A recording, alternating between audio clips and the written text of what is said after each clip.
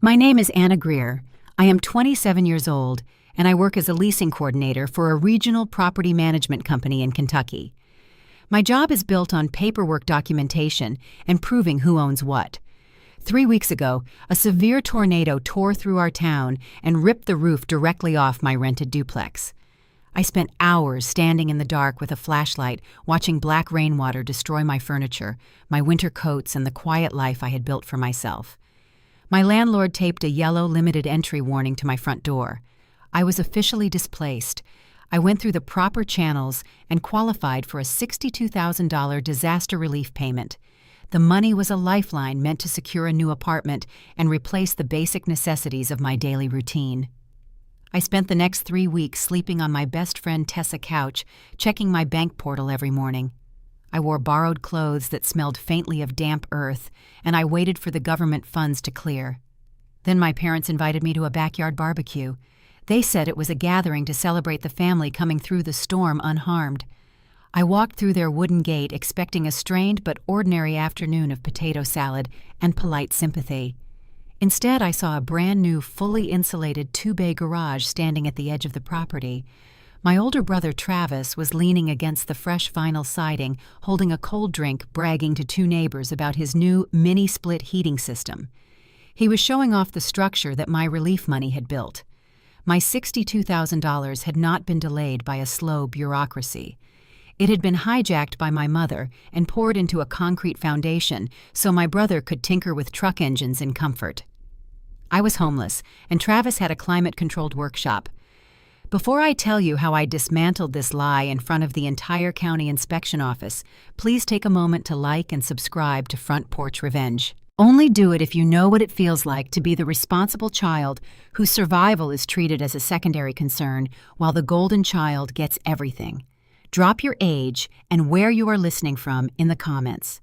Now let me take you back to that backyard in Bowling Green and the exact moment my family realized they had stolen from a woman whose entire career revolves around finding the truth in a paper trail. I stepped onto the damp grass of my parents' backyard, wearing a gray knit cardigan I had borrowed from Tessa. My own clothing was currently sealed in heavy trash bags sitting in a storage unit. The late spring air in Bowling Green carried the rich scent of burning charcoal and sweet barbecue sauce. My mother, Linda, had set up 3 long folding tables near the patio, arranged with bowls of baked beans and a large glass dish of banana pudding. It looked like a normal Kentucky Sunday gathering. It was a carefully constructed stage. My father, Earl, stood over the black metal grill, using long steel tongs to flip burgers. He wore a faded baseball cap pulled low over his eyes. When the wooden gate clicked shut behind me, he looked up, saw my face, and immediately dropped his gaze back to the glowing coals. He did not wave or offer a greeting. He focused entirely on the cooking, pretending the sudden drop in temperature had nothing to do with my arrival. My mother moved toward me with a bright artificial smile plastered across her face. She wiped her hands on a floral apron and reached out to hug me. I kept my arms at my sides, letting her embrace empty air. She stepped back, her smile faltering for a fraction of a second before snapping back into place. "You made it, Anna," she said, pitching her voice loud enough for the guests near the patio to hear. "We are just so blessed everyone is safe. Grab a plate, honey. We have plenty of food." I did not look at the folding tables. I looked past my mother toward the back corner of the yard. Before the storm, that corner had held a sagging wooden shed where my brother stored a rusted lawnmower and a few broken trimmers. Today, a pristine structure occupied the space. It was a 24 by 24-foot detached garage. 2 heavy-duty insulated overhead doors gleamed in the afternoon sun. Travis was 33 years old. He worked intermittent construction jobs and spent his weekends collecting expensive tools he bought on credit. He was currently standing in the center of the fresh concrete driveway, holding court with 2 neighbors from down the street. "I am telling you, the insulation is top tier," Travis boasted, gesturing proudly toward the structure. "I put a mini split unit up in the corner. I can be out here in January working on truck engines, and I will not even need a jacket. It stays a perfect 70 degrees. I walked past my mother, ignoring her nervous chatter trailing behind me. My boots crunched softly against the new gravel bordering the driveway. As a leasing coordinator, my daily routine involved assessing structural damage, approving contractor invoices, and verifying building permits. I did not evaluate buildings with emotion. I evaluated them with math. I looked at the clean lines of the concrete pour. I noted the commercial-grade weather stripping along the base of the doors. I saw the crisp white permit sticker affixed to the lower corner of the side window. This was an expedited professional build requiring significant upfront capital. I stopped 3 feet from Travis.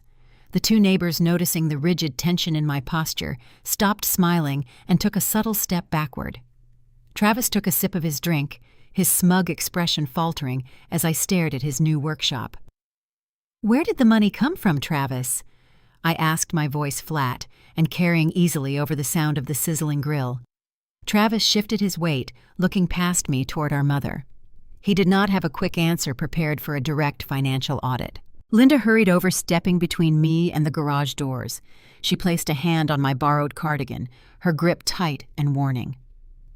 "Anna, let us not do this right now," she whispered, her tone laced with manufactured sweetness. "We have guests. You have friends who care about you. We are celebrating." I kept my eyes fixed on my brother. My $62,000 disaster relief payment cleared the bank on Tuesday. I said, speaking clearly so the neighbors could hear every word. "Today is Saturday, and you have a finished heated garage with professional-grade doors. I want to know where my money is." Linda sighed, a sound meant to convey the patience of a mother dealing with an unreasonable child. "It was family recovery money, Anna," she said, using a phrase she had clearly rehearsed. "We pool our resources. That is what families do when things get hard. You were staying in Tessa guest room, so you had a safe place to sleep. Travis had thousands of dollars of sensitive equipment exposed to the elements. You have got friends, honey. His tools need a roof." I stared at her, trying to process the staggering arithmetic of her logic. My home was destroyed. My bed, my kitchen, my life had been ripped apart by violent winds. I was sleeping on a sofa, wearing clothes that belonged to someone else, and my mother had decided that my brother Power Saws deserved a climate-controlled shelter before I deserved a front door. Travis regained a fraction of his confidence, stepping forward to back up the matriarchal decree. "Everybody benefits when my tools are protected, Anna," he said, crossing his arms over his chest. "I can take on more side jobs now. It is an investment for the whole family." He used corporate buzzwords to justify grand larceny. He believed his earning potential outranked my basic human need for shelter. He stood there expecting me to nod, accept the loss, and grab a paper plate of potato salad. He thought I would prioritize keeping the peace in front of the neighborhood over demanding accountability for my own survival. I walked past Linda. I stepped up to the garage and placed my hand flat against the cold metal of the brand-new insulated door. I felt the smooth, pristine surface. "Who paid the contractor?" I asked. The backyard grew unnaturally quiet. The sound of the bluegrass music playing from a small portable radio suddenly felt loud and intrusive.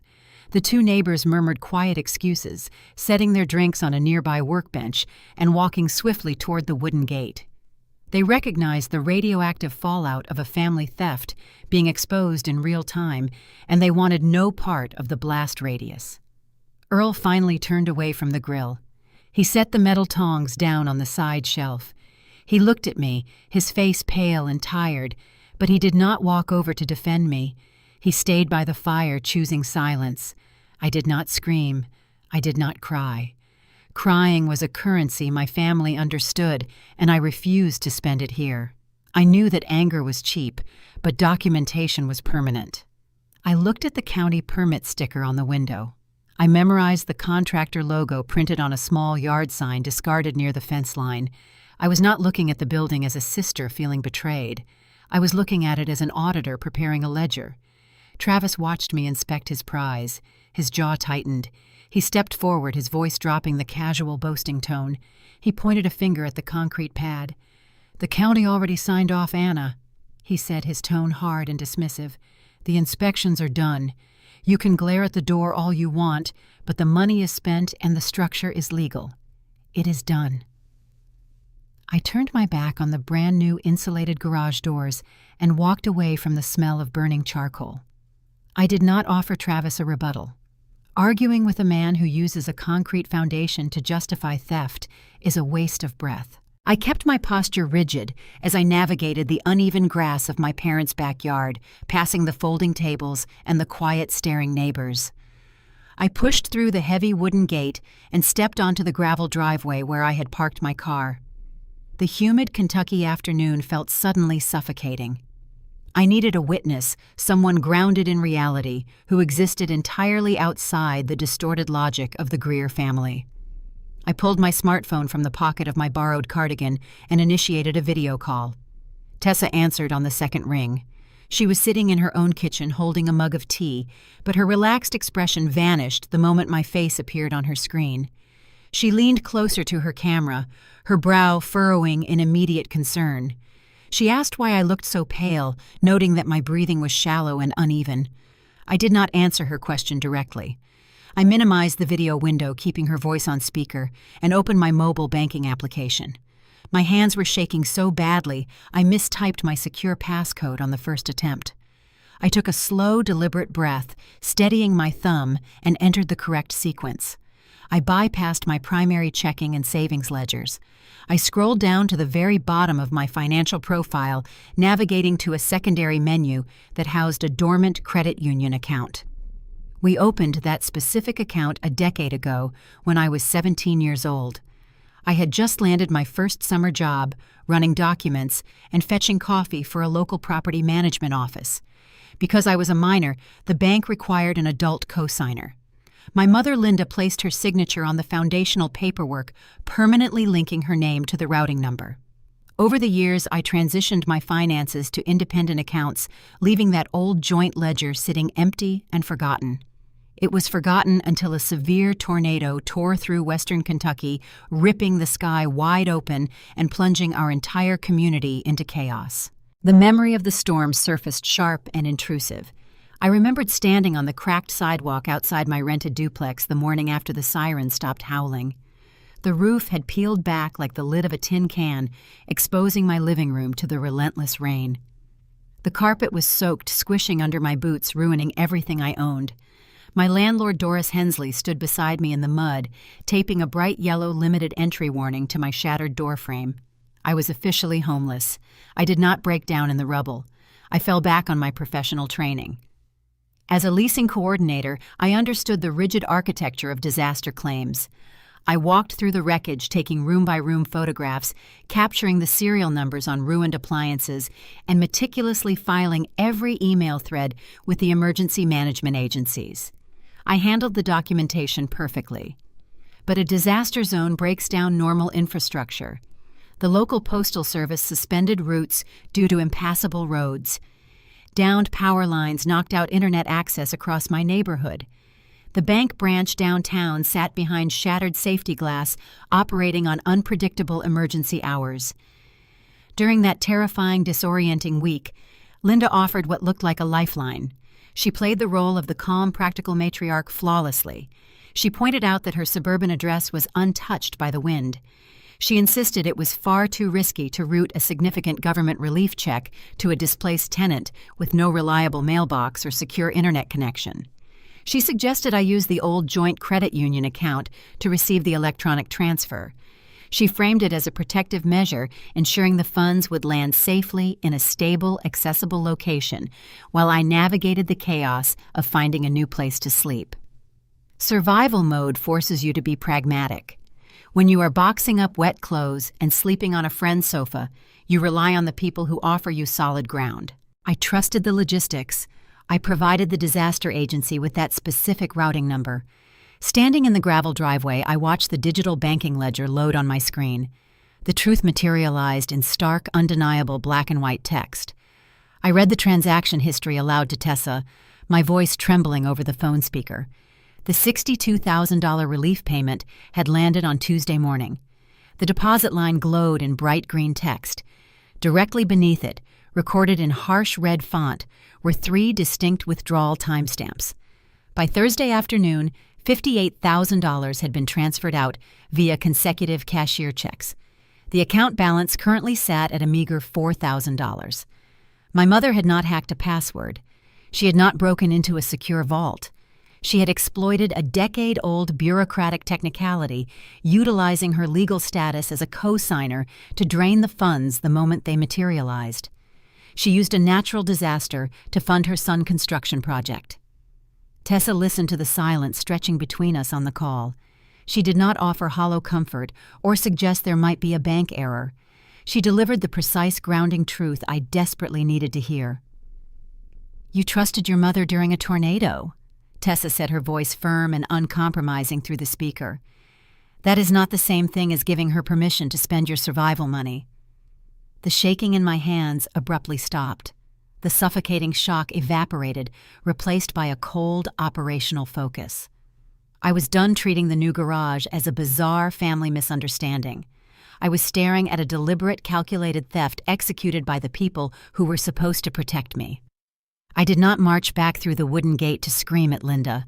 Confrontation without leverage is just noise, and my mother thrived on turning noise into a narrative about my supposed emotional instability. Instead, I activated the screen capture function on my phone. I systematically photographed every single transaction record, ensuring the dates, the withdrawal amounts, and the remaining low balance were permanently saved to my secure cloud storage. I navigated to the routing settings within the application. I severed the automated links between my active profiles and the compromised credit union account. I updated my direct deposit mandates, routing any future residual aid payments strictly to my independent ledger. I could not instantly reverse the cashier checks Linda had already authorized, but I slammed the door shut on any further access. I cut off their supply line right there in the driveway. I told Tessa I was not going back into the backyard. I refused to sit at a folding table and pretend the theft was an acceptable family compromise. The money was gone, poured into concrete and insulated vinyl, but the original crisis remained entirely unresolved. My real home was still a disaster zone. I informed Tessa I was driving straight to my ruined duplex to assess the actual physical damage. I needed to stand in the wreckage and formulate a real recovery plan before I spoke another word to the people who robbed me. I ended the video call and unlocked my car door. As I reached for the handle, my phone vibrated in my palm, signaling a new incoming text message. I looked down at the notification screen. The sender was my landlord, Doris Hensley. She had attached a high-resolution image. The photo loaded slowly, revealing the front of my rented duplex. The shattered window was now sealed shut with a large, unpainted sheet of plywood, a grim testament to the lingering destruction. Beneath the image, Doris had typed a single devastating sentence. "If your family used the repair money, why is my property still sitting open?"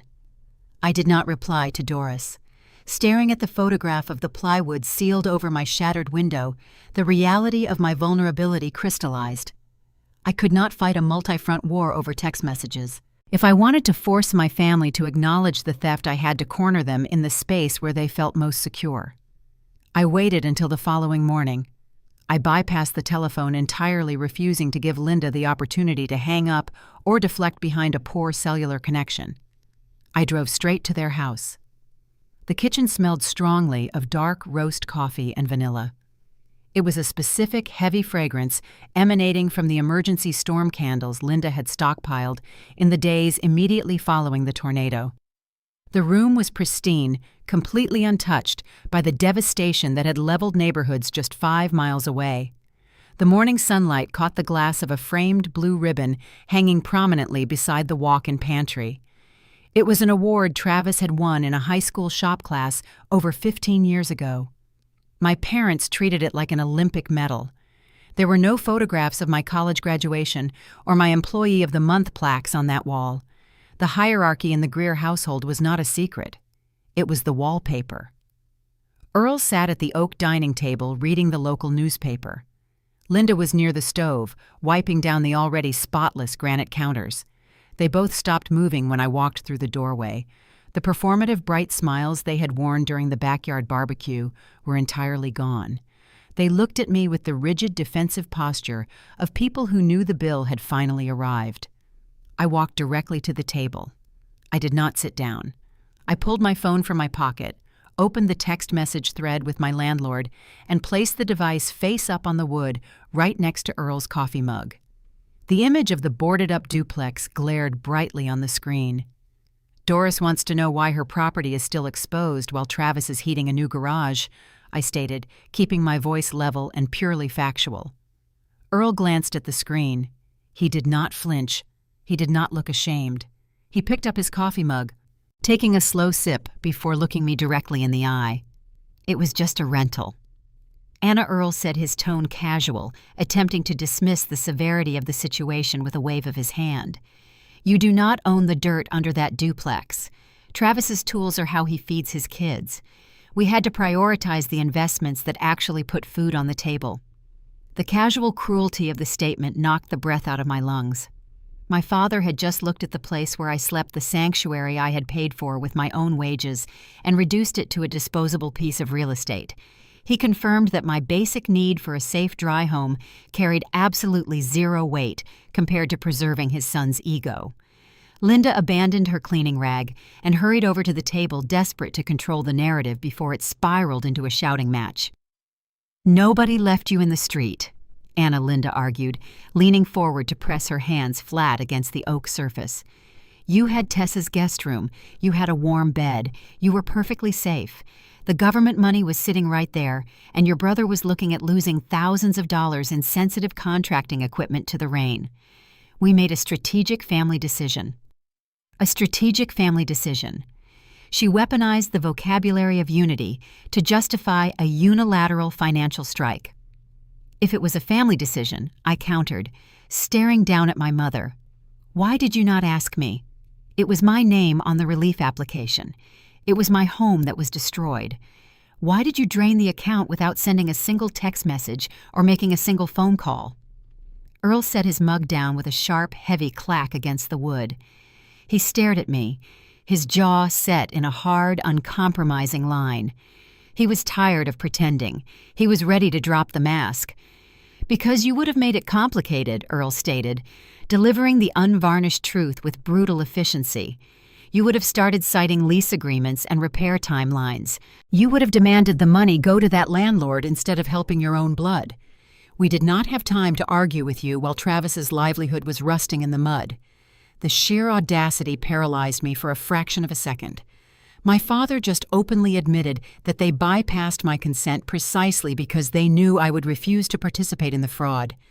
They acknowledged my right to the funds and then intentionally trampled over it, viewing my independence as nothing more than an inconvenient obstacle to their agenda. Before I could formulate a response to Earl's confession, the heavy wooden back door swung open. The hinges groaned as Travis stepped into the kitchen, his heavy work boots tracking dried mud onto Linda's pristine floor. He wore a heavy canvas jacket holding a thermal coffee thermos in one hand.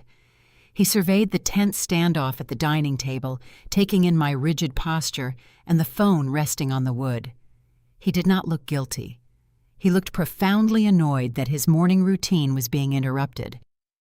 Travis walked over to the island counter, unscrewing the lid of his thermos. He poured himself a fresh cup of coffee, completely ignoring the tension radiating across the room. The garage was the only smart use of that capital.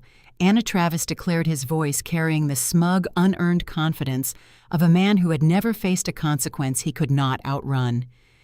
"You are looking at this all wrong. A roof over my tools becomes money. It generates income for this family. A roof over a rented duplex just helps some landlord pad her retirement account. You should be happy the funds went towards something permanent." He stood in my parents' kitchen drinking their coffee, confidently asserting that his side jobs were the true economic engine of the Greer family. He reframed the stolen disaster relief not as a theft, but as a brilliant investment portfolio he was graciously managing on my behalf. I refused to let him control the terminology. I was not going to participate in the delusion that pouring concrete at his address was a noble family sacrifice. "I am not responsible for repairs at your address, Travis," I said, shifting my gaze from my brother back to my father, refusing to let Earl off the hook. "And I did not authorize that expenditure. I am not going to lie to Doris. I am not going to lie to the recovery volunteers who are currently trying to organize rebuilding efforts in my neighborhood. I will not cover for you." My declaration shifted the atmosphere in the kitchen instantly. The quiet, patronizing justification vanished. Linda realized her attempt to calmly explain away the theft had failed. The soft approach was dead. She immediately pivoted to her preferred weapon of choice. She escalated to emotional accusation. "You would really drag strangers into a private family matter?" Linda gasped, her voice rising in pitch, thick with manufactured betrayal. "You would stand in front of community volunteers and accuse your own brother of stealing. After everything we have done to keep this family afloat during a natural disaster, you want to humiliate us over a technicality." She wanted me to feel ashamed for demanding accountability. She wanted me to believe that protecting the family reputation was a sacred duty that superseded my right to survive the storm. I had come to the kitchen hoping for a private resolution. It was a strategic limitation on my part. I wanted to give my father one final chance to look at the undeniable proof on my phone screen and admit that the situation was fundamentally wrong. I wanted Earl to choose me just once over the golden child. It was an emotionally understandable desire, but it was incredibly weak gameplay. By seeking a private confession, I gave Linda the perfect closed environment to rehearse her counterattack. My father looked at the phone on the table. He looked at the mud Travis had tracked onto the floor. He looked at me, standing alone against the three of them. He did not offer an apology. He did not offer to call the contractor and halt the final garage installations. He chose Travis's version of reality. Earl picked up his newspaper, snapping the broadsheet open and raising it like a physical wall between us. The conversation was over. The family hierarchy had spoken. Travis's pride was secure, and my housing crisis was officially dismissed as a personal problem. The silence in the kitchen was suffocating. I reached out to grab my phone from the table, recognizing that staying in that room would only subject me to further psychological manipulation. The private family correction had failed completely. As my fingers brushed the edge of the device, a sudden chime broke the quiet tension. It was not my phone. The sharp, cheerful notification sound emanated from Linda's smartphone, which was resting face up on the granite counter near the stove. The screen illuminated brightly, displaying an incoming text message preview. I glanced toward the sudden light. The font was large enough to read from where I stood. It was a group message sent from the local church recovery committee. The text banner preview scrolled rapidly across the locked screen. "Praise the Lord for Anna's generous sacrifice. The Greer family rebuild is a true testament to community faith." I stared at the glowing screen. The blood drained from my face. They had not just stolen the money in private. They had proactively sold a narrative to the entire town. They had weaponized my name to secure their reputation before I even knew the money was gone. I left my parents' kitchen without saying another word. The glowing text message preview on the granite counter had confirmed a terrifying reality. Linda had not merely deflected a financial theft. She had orchestrated a comprehensive public relations campaign. She had converted the stolen disaster funds into a public virtue story, securing social praise while leaving me completely destitute. The theft now carried a secondary, far more dangerous injury. My reputation within the tight-knit Kentucky community was being weaponized against me. I drove straight to the community recreation center attached to our local church. In the aftermath of the tornado, the sprawling gymnasium had been transformed into the primary staging ground for county recovery efforts. This was where displaced families registered for emergency housing, picked up donated generators, and signed up for volunteer rebuilding crews. It was the nerve center of our town's survival. It was also the exact social circle Linda used to broadcast her fabricated narrative. I pushed through the heavy metal double doors. The gymnasium air smelled of industrial floor wax, damp cardboard, and the faint metallic scent of ozone that always lingered after a severe storm. The polished hardwood basketball court was unrecognizable. It was covered with towering stacks of bottled water, shrink-wrapped pallets of canned goods, and long folding tables piled high with handmade quilts and donated household supplies. Volunteers moved efficiently through the aisles, checking off clipboards and loading supplies into waiting pickup trucks. I did not come to the gymnasium for a formal case review. I did not have an appointment with the emergency management coordinators. I came because the glowing text message had named me, and I needed to understand exactly how far the lie had spread. As I navigated a narrow aisle between stacks of baby formula and heavy-duty tarps, a booming, familiar voice called out my name. "Anna, it is so good to see you." Pastor Calvin Rusk walked toward me, a clipboard tucked securely under his arm. He was a tall, imposing man who had led the congregation for over 2 decades. He commanded deep respect within the community, acting as the primary liaison between the church charity funds and the displaced families. He stopped in front of me, his expression radiating a warm, genuine pride that immediately made my stomach knot with dread. "Your mama told us you wanted Travis helped first," Pastor Calvin said, resting a heavy, comforting hand on my shoulder. "That was mighty generous of you, Anna, forgoing your own housing claim to make sure your brother could secure his livelihood. It is exactly the kind of selfless Christian sacrifice this community needs right now. We are all so incredibly proud of you." I stood frozen in the aisle. The sheer scale of Linda deception hit me like a physical blow. She had not just told a few gossiping neighbors. She had marched into the church recovery center and officially registered me as a voluntary donor. She had painted Travis as a struggling, deserving father and framed my financial ruin as a deliberate act of holy martyrdom. Before I could form the words to correct him, 2 older women approached from the adjacent folding table. I recognized them immediately. They were prominent members of the Church Casseroles Committee, women who wielded immense social power, determining who received community aid and who was deemed self-sufficient. "You are blessed to be young and flexible, Anna," the first woman remarked, offering an approving matronly smile. "Travis has those precious kids to worry about. He needed that workshop running to keep the income flowing. You can always bounce back. It takes a truly strong woman to step aside for her family like that." I was not stepping aside. I was suffocating under the weight of an unlivable reality. I was standing in borrowed clothes, sleeping on a friend couch, and these women were looking at me like a selfless saint, because my mother had rewritten the script. The sound of aluminum scraping against a metal folding table caught my attention. Linda appeared from the makeshift kitchen area near the back of the gymnasium. She carried a large foil pan covered tightly in aluminum, likely a fresh batch of cornbread for the volunteer lunch rotation. She spotted me standing with Pastor Calvin and the committee women. Her eyes widened for a fraction of a second, registering the immediate danger to her narrative, but her recovery was flawless. She glided down the aisle, her face lighting up with the same bright artificial smile she had worn at the backyard barbecue. She stepped directly into the circle, positioning herself closely beside me. She placed a firm, restraining hand on my lower back. "It was a beautiful gesture," Pastor Linda chimed in, her voice projecting the perfect pitch of a proud, weary mother. "We are just so grateful to have such a tight-knit family during this difficult season." She leaned in her cheek, brushing against mine as if offering a tender display of maternal affection.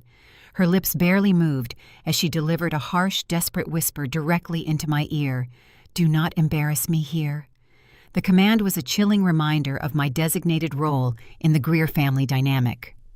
I was supposed to remain quiet. I was supposed to absorb the discomfort and allow her to perform.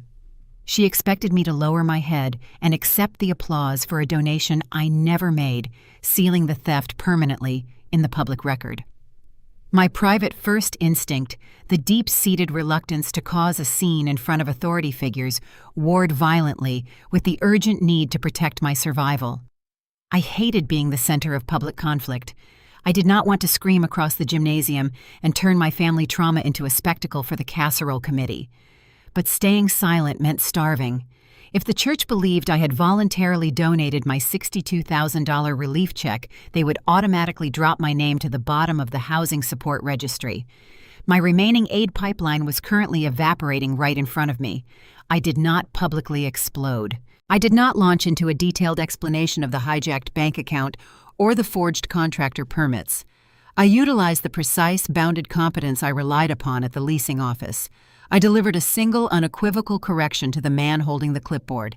I turned my head, stepping out from under Linda's heavy hand. I looked directly at the pastor, ensuring the two committee women heard every syllable. "I did not donate my relief money, Pastor Calvin." I stated, my voice steady and completely devoid of the pious humility Linda had fabricated. "And my rental property is still unsafe." The warm, congratulatory atmosphere in the aisle shattered instantly. Pastor Calvin lowered his hand from my shoulder. His proud smile vanished, replaced by a sharp, calculating confusion. He looked at me, taking in my rigid posture, and then shifted his gaze toward my mother. Linda's face paled. The foil pan in her hands trembled slightly. She recognized that the soft, compliant daughter had fundamentally rejected the script. She lost the element of complete control.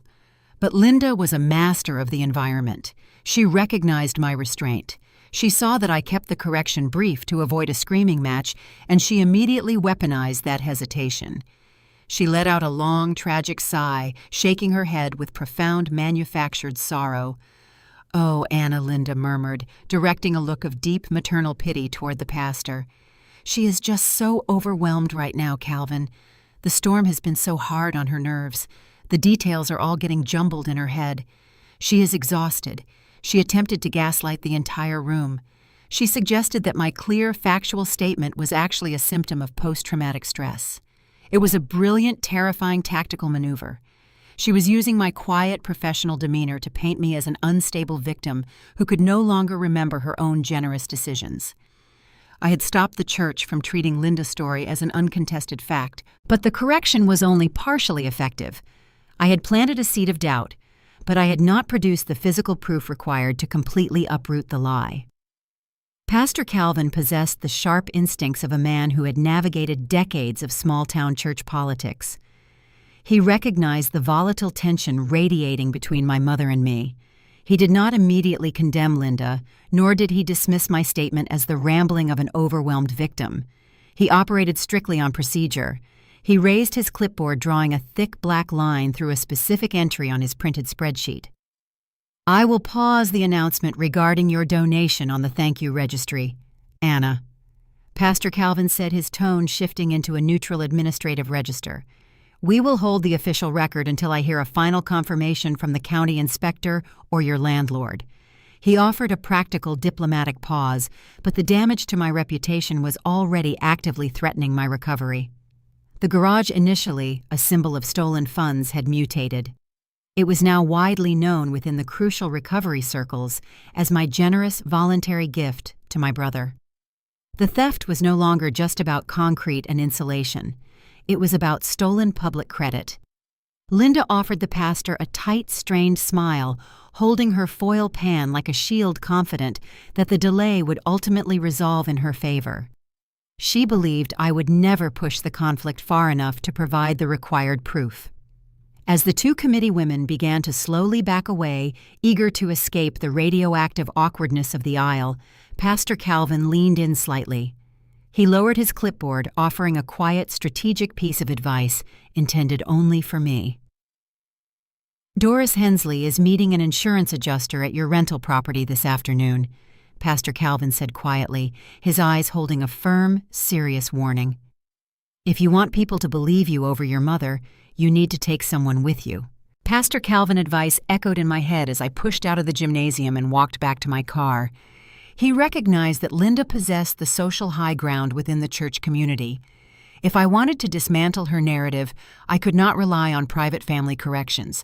I needed undeniable physical proof witnessed by the exact people who controlled the recovery narrative. I called Tessa from the parking lot, asking her to meet me at the duplex immediately. I needed an ally holding a notebook, not a mother holding a foil pan. When I pulled onto my street, the devastation felt visceral all over again. The storm debris had been cleared from the asphalt, but the structural wounds remained wide open. A heavy blue tarp flapped violently against the roofline of my rental, secured by thin nylon ropes that strained against the afternoon wind. Doris Hensley was already standing in the driveway holding a clipboard and talking to Pastor Calvin. He had clearly followed through on his promise to verify the situation personally. Tessa arrived moments later, parking her sedan behind my car. She did not ask questions. She stepped out, holding a plain spiral notebook and her smartphone, stepping into the role of silent, meticulous documentarian. We walked up the cracked concrete path together. Doris unlocked the front door, pushing it open with a heavy shoulder because the warped wooden frame stuck against the threshold. The immediate scent of the interior struck me like a physical blow. The air inside the duplex was stagnant, smelling sharply of wet drywall mildew and old rain. It was the distinct odor of rot setting into the foundation of a life. I stepped into the living room, my boots leaving faint prints on the ruined, muddy carpet. My ruined couch sat directly in the center of the room. It was still visibly damp, the upholstery stained with dark water rings from the rain that had poured freely through the collapsed ceiling. The reality of my displacement, which my family had so casually minimized as a temporary inconvenience, stared back at me in the form of ruined cushions and peeling wallpaper. My hands began to shake. I crossed my arms tightly over my chest, forcing my professional composure back into place. I could not afford to break down in front of Pastor Calvin. I needed to remain the clear-eyed leasing coordinator, evaluating the damage objectively. Tessa moved quietly around the perimeter of the room, taking high-resolution photographs of the collapsed ceiling, the water-stained walls, and the warped baseboards. She was not performing for an audience.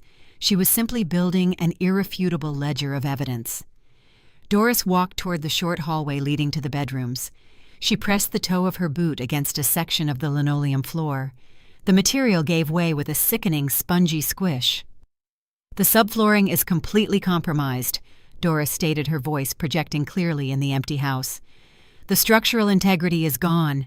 No tenant should be sleeping in this unit, and no one will until a full gut and repair is completed. This property is entirely uninhabitable." Pastor Calvin stood near the entryway, his hands resting on his hips as he surveyed the devastation. The proud, congratulatory smile he had worn in the gymnasium was entirely gone, replaced by a profound, heavy shame. He looked at the ruined couch, and then he looked at me. "Linda made it sound like you were settled." "Anna," Pastor Calvin admitted, his voice dropping into a quiet, apologetic register. "She told the committee you had moved your salvageable belongings into temporary storage and were comfortably transitioning into a new long-term lease. She made us believe your immediate housing crisis was resolved, which is why we applauded your decision to direct your relief funds toward your brother." The confirmation of Linda, detailed fabricated timeline settled like a cold stone in my stomach. She had not just implied I was okay. She had actively assured the community leaders that I was secure, effectively shutting off my access to further emergency aid. I looked at Pastor Calvin, ensuring he saw the steady, unyielding determination in my eyes. "I need you to correct the church recovery list," Pastor, I requested, keeping my tone perfectly even. "I need you to remove the language claiming I donated my relief money to Travis. I need my name placed back on the active registry for housing support. I am still displaced, and my survival funds were exhausted without my consent." Pastor Calvin nodded slowly, his expression firming with a new understanding of the family dynamic he had inadvertently endorsed. "I will strike the donation notice from the Sunday announcements immediately," he promised. "The committee will officially record that your primary residence remains severely compromised. I had won back a crucial piece of my public identity. I had stopped the church from praising me for a sacrifice I never made, and I had reopened the vital pipeline for community support." It was the first tangible victory since the theft, a profound relief that slightly loosened the tight knot in my chest. But correcting the public record immediately opened a new glaring discrepancy regarding the physical resources my family supposedly managed on my behalf. "If Linda told you I was settled, Pastor," I asked, turning toward the short hallway, "did she happen to mention where the emergency church donations were directed?"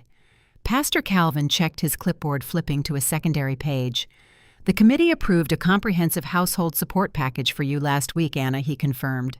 "We dispatched a brand new mattress, several sets of heavy winter bedding, a portable space heater, and a small generator to assist with your transition. Your mother assured us she had secured a dry space in the rental to store the items until you found a new apartment." I walked past Doris, stepping carefully over the spongy linoleum, and approached the small utility closet located near the back bedroom. This was the only interior space in the duplex that had remained relatively dry, shielded by the remaining intact section of the roofline. I grabbed the brass handle and pulled the bi-fold doors open. The closet was completely empty. There was no generator. There were no space heaters. The only item resting on the dusty floorboards was a single muddy mattress tag torn from its plastic packaging and discarded in the corner. My heart pounded a sudden, frantic rhythm against my ribs. The relief I felt moments ago vanished, replaced by a sharp, rising panic. The theft was not confined to a single massive wire transfer. It extended to the physical goods meant to keep me warm. "Where is the furniture?" Tessa asked, stepping up behind me to photograph the empty closet. Doris frowned, pulling a small spiral-bound notepad from the front pocket of her work jacket. She flipped through several pages of handwritten property logs. A box truck pulled up to the driveway 3 days ago. Doris read from her notes, her voice carrying a sudden edge of suspicion. "I remember because the driver parked directly over my newly planted hydrangeas. It was your brother Travis." He unlocked the front door, loaded several large shrink-wrapped boxes into the back of the truck, and drove off. "I assumed he was moving your salvaged items to a secure location, just like your mother claimed, but nothing stayed here." The contrast between my current reality and Travis's lifestyle sharpened with brutal clarity. My actual rental remained a wet, rotting shell, stripped of the very items meant to aid my recovery. Meanwhile, Travis's new garage stood pristine, dry, and fully insulated across town. The deeper question was no longer just how they accessed the government funds. The immediate, urgent mystery was where my brother had hidden the physical supplies designated for my survival. "Travis did not take those items to my temporary room at Tessa House," I stated, turning to face the pastor and my landlord. "And they are clearly not secured on this property." Doris reached into the back pocket of her jacket. She withdrew a folded carbon copy receipt and handed it to me. "I found this stuck to the front door frame after he left," Doris said. "It must have slipped out of his clipboard when he was locking up." I unfolded the thin paper. It was a commercial delivery slip detailing the transfer of a large household mattress and a portable generator. At the bottom of the slip, scrawled in hurried, messy ink, was a signature authorizing the delivery to a completely different address. The signature read, T. Greer. The delivery destination was listed as a commercial storage unit located near Scottsville Road. I folded the delivery slip and slid it carefully into my pocket. The paper felt heavy, a physical breadcrumb leading directly away from my ruined duplex and straight toward the storage unit on Scottsville Road. But confronting Travis about the missing church donations would only trigger another round of defensive deflections. He would claim he was merely securing the items. I needed a larger, undeniable hammer to break the foundation of his entire narrative. I needed the county. I left the duplex with Tessa and drove straight to the Municipal Planning Division. I knew the rhythm of this office. In my role as a leasing coordinator, I spent hours navigating local zoning laws, submitting renovation blueprints, and tracking inspection schedules for multifamily housing units. The building was a brutalist concrete structure on the edge of town, buzzing with the frantic, exhausted energy of an infrastructure overwhelmed by disaster recovery. We did not wait in the crowded lobby to schedule a formal sit-down.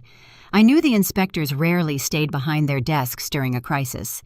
We walked around to the employee parking lot in the back. Wayne Pritchard was standing beside the open tailgate of a mud-splattered county pickup truck. Wayne was a veteran building inspector, a man whose career was defined by strict adherence to safety codes and a profound lack of patience for bureaucratic nonsense. He wore a faded, high-visibility vest over a flannel shirt, rapidly sorting through a plastic crate stuffed with manila site folders. He was visibly stressed, running late for a backlog of structural evaluations across 3 different zip codes. He did not have time for family drama.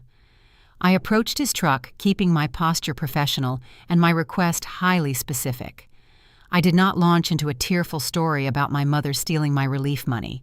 I did not ask him to mediate a domestic dispute. I presented a logistical anomaly. "Wayne," I said, interrupting his frantic sorting, I need you to look at a discrepancy regarding a disaster permit." Wayne sighed, resting a heavy, calloused hand on the edge of the tailgate. He looked at me, recognizing my face from several previous commercial lease inspections, which granted me a brief, begrudging window of his attention. "I am 3 sites behind schedule," Anna Wayne muttered, dragging a hand down his tired face. "If a contractor missed a framing deadline on one of your properties, you have to file a standard extension request inside." "I cannot bypass the queue today. I am not here for my company," I replied, pulling the delivery slip from my pocket and holding it out toward him. "I am here because an expedited storm rebuild permit was issued using my disaster relief claim number, but the construction occurred at my brother's address across town. Travis is telling the neighborhood the county already signed off on a finished garage. I just need to know why his residential address is tied to my specific rental recovery file." Wayne's expression shifted from exhausted annoyance to sharp professional focus. The mention of an address mismatch tied to federal disaster funds triggered an immediate procedural alarm. An inspector's entire livelihood relies on the pristine accuracy of their documentation. He did not take the delivery slip from my hand. Instead, he turned back to the plastic crate in the bed of his truck. He thumbed rapidly through the manila tabs, his boots crunching against the loose gravel. He located a thick file labeled with Travis's street address and pulled it free. Wayne flipped the heavy cardboard cover open. A faint smear of red Kentucky clay from his thumb transferred onto the top corner of the paperwork, a grounded physical detail anchoring the tension of the moment. He stared down at the documents, his eyes scanning the attached forms. His jaw tightened. The professional detachment vanished. Wayne pulled a glossy 8x10 photograph from the back of the stack.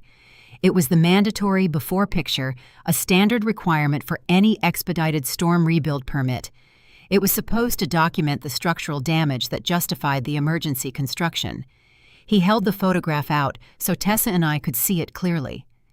The image did not show the collapsed roof or the shattered windows of my rented duplex.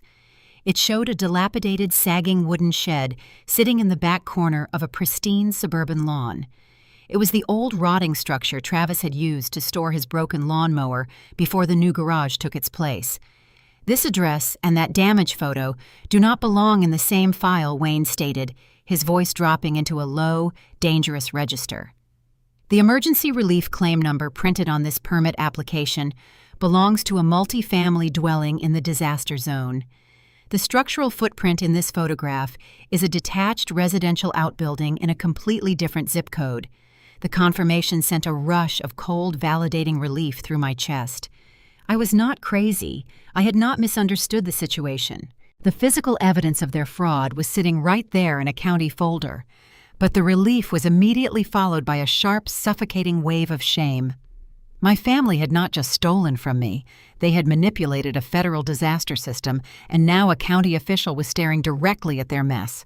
"Who submitted that photograph to the county?" Wayne, I asked, needing to establish the exact point of the forgery. Wayne flipped back to the cover page, checking the signature line at the bottom of the application. The permit was filed electronically.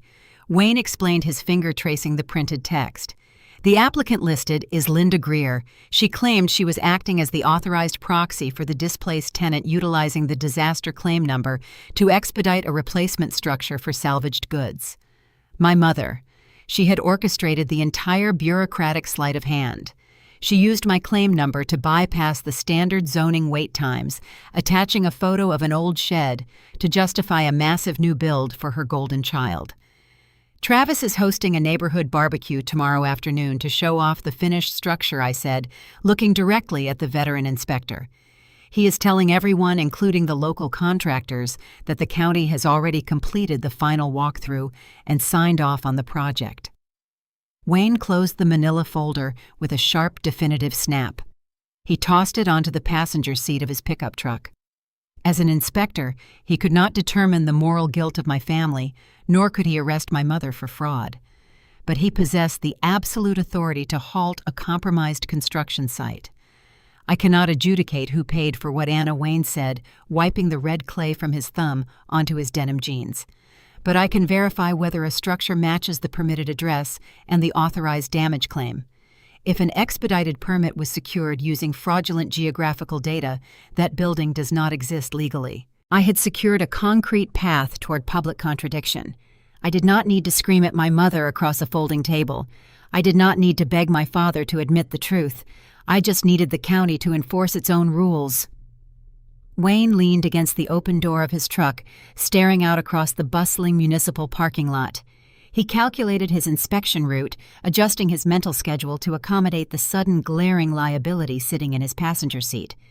"If your brother is showing off that garage tomorrow," Wayne said, his voice carrying the calm, relentless weight of an incoming storm, "I may need to stop by with the file." The commitment from Wayne Pritchard set a ticking clock against the family barbecue. I knew the county inspector would arrive the following afternoon, armed with the mismatched permit file, ready to halt the celebration. The impending public exposure felt like a heavy-loaded weapon resting in my hands. A part of me craved the spectacle, eager to watch Linda and Travis squirm as their pristine narrative collapsed in front of the neighbors. But another deeper part of me, the quiet, compliant daughter who had spent 27 years trying to earn a place in her own family, hesitated. I wanted my father to intervene before the bomb detonated. I drove to my parents' house that evening, the Friday before the picnic. The suburban street was quiet, the fading sunset casting long purple shadows across the manicured lawns. I bypassed the front door entirely, avoiding the kitchen, where Linda was likely preparing potato salad and rehearsing her public virtue story. I walked around the side of the property, following a narrow stone path toward the old detached workshop Earl had maintained for decades, long before Travis demanded a heated garage of his own. Earl's workshop was a chaotic, dimly lit haven that smelled of motor oil, sawdust, and old tobacco. It was a space stuffed with rusted mower parts, half-finished bourbon barrel planters, and towers of mismatched paint cans.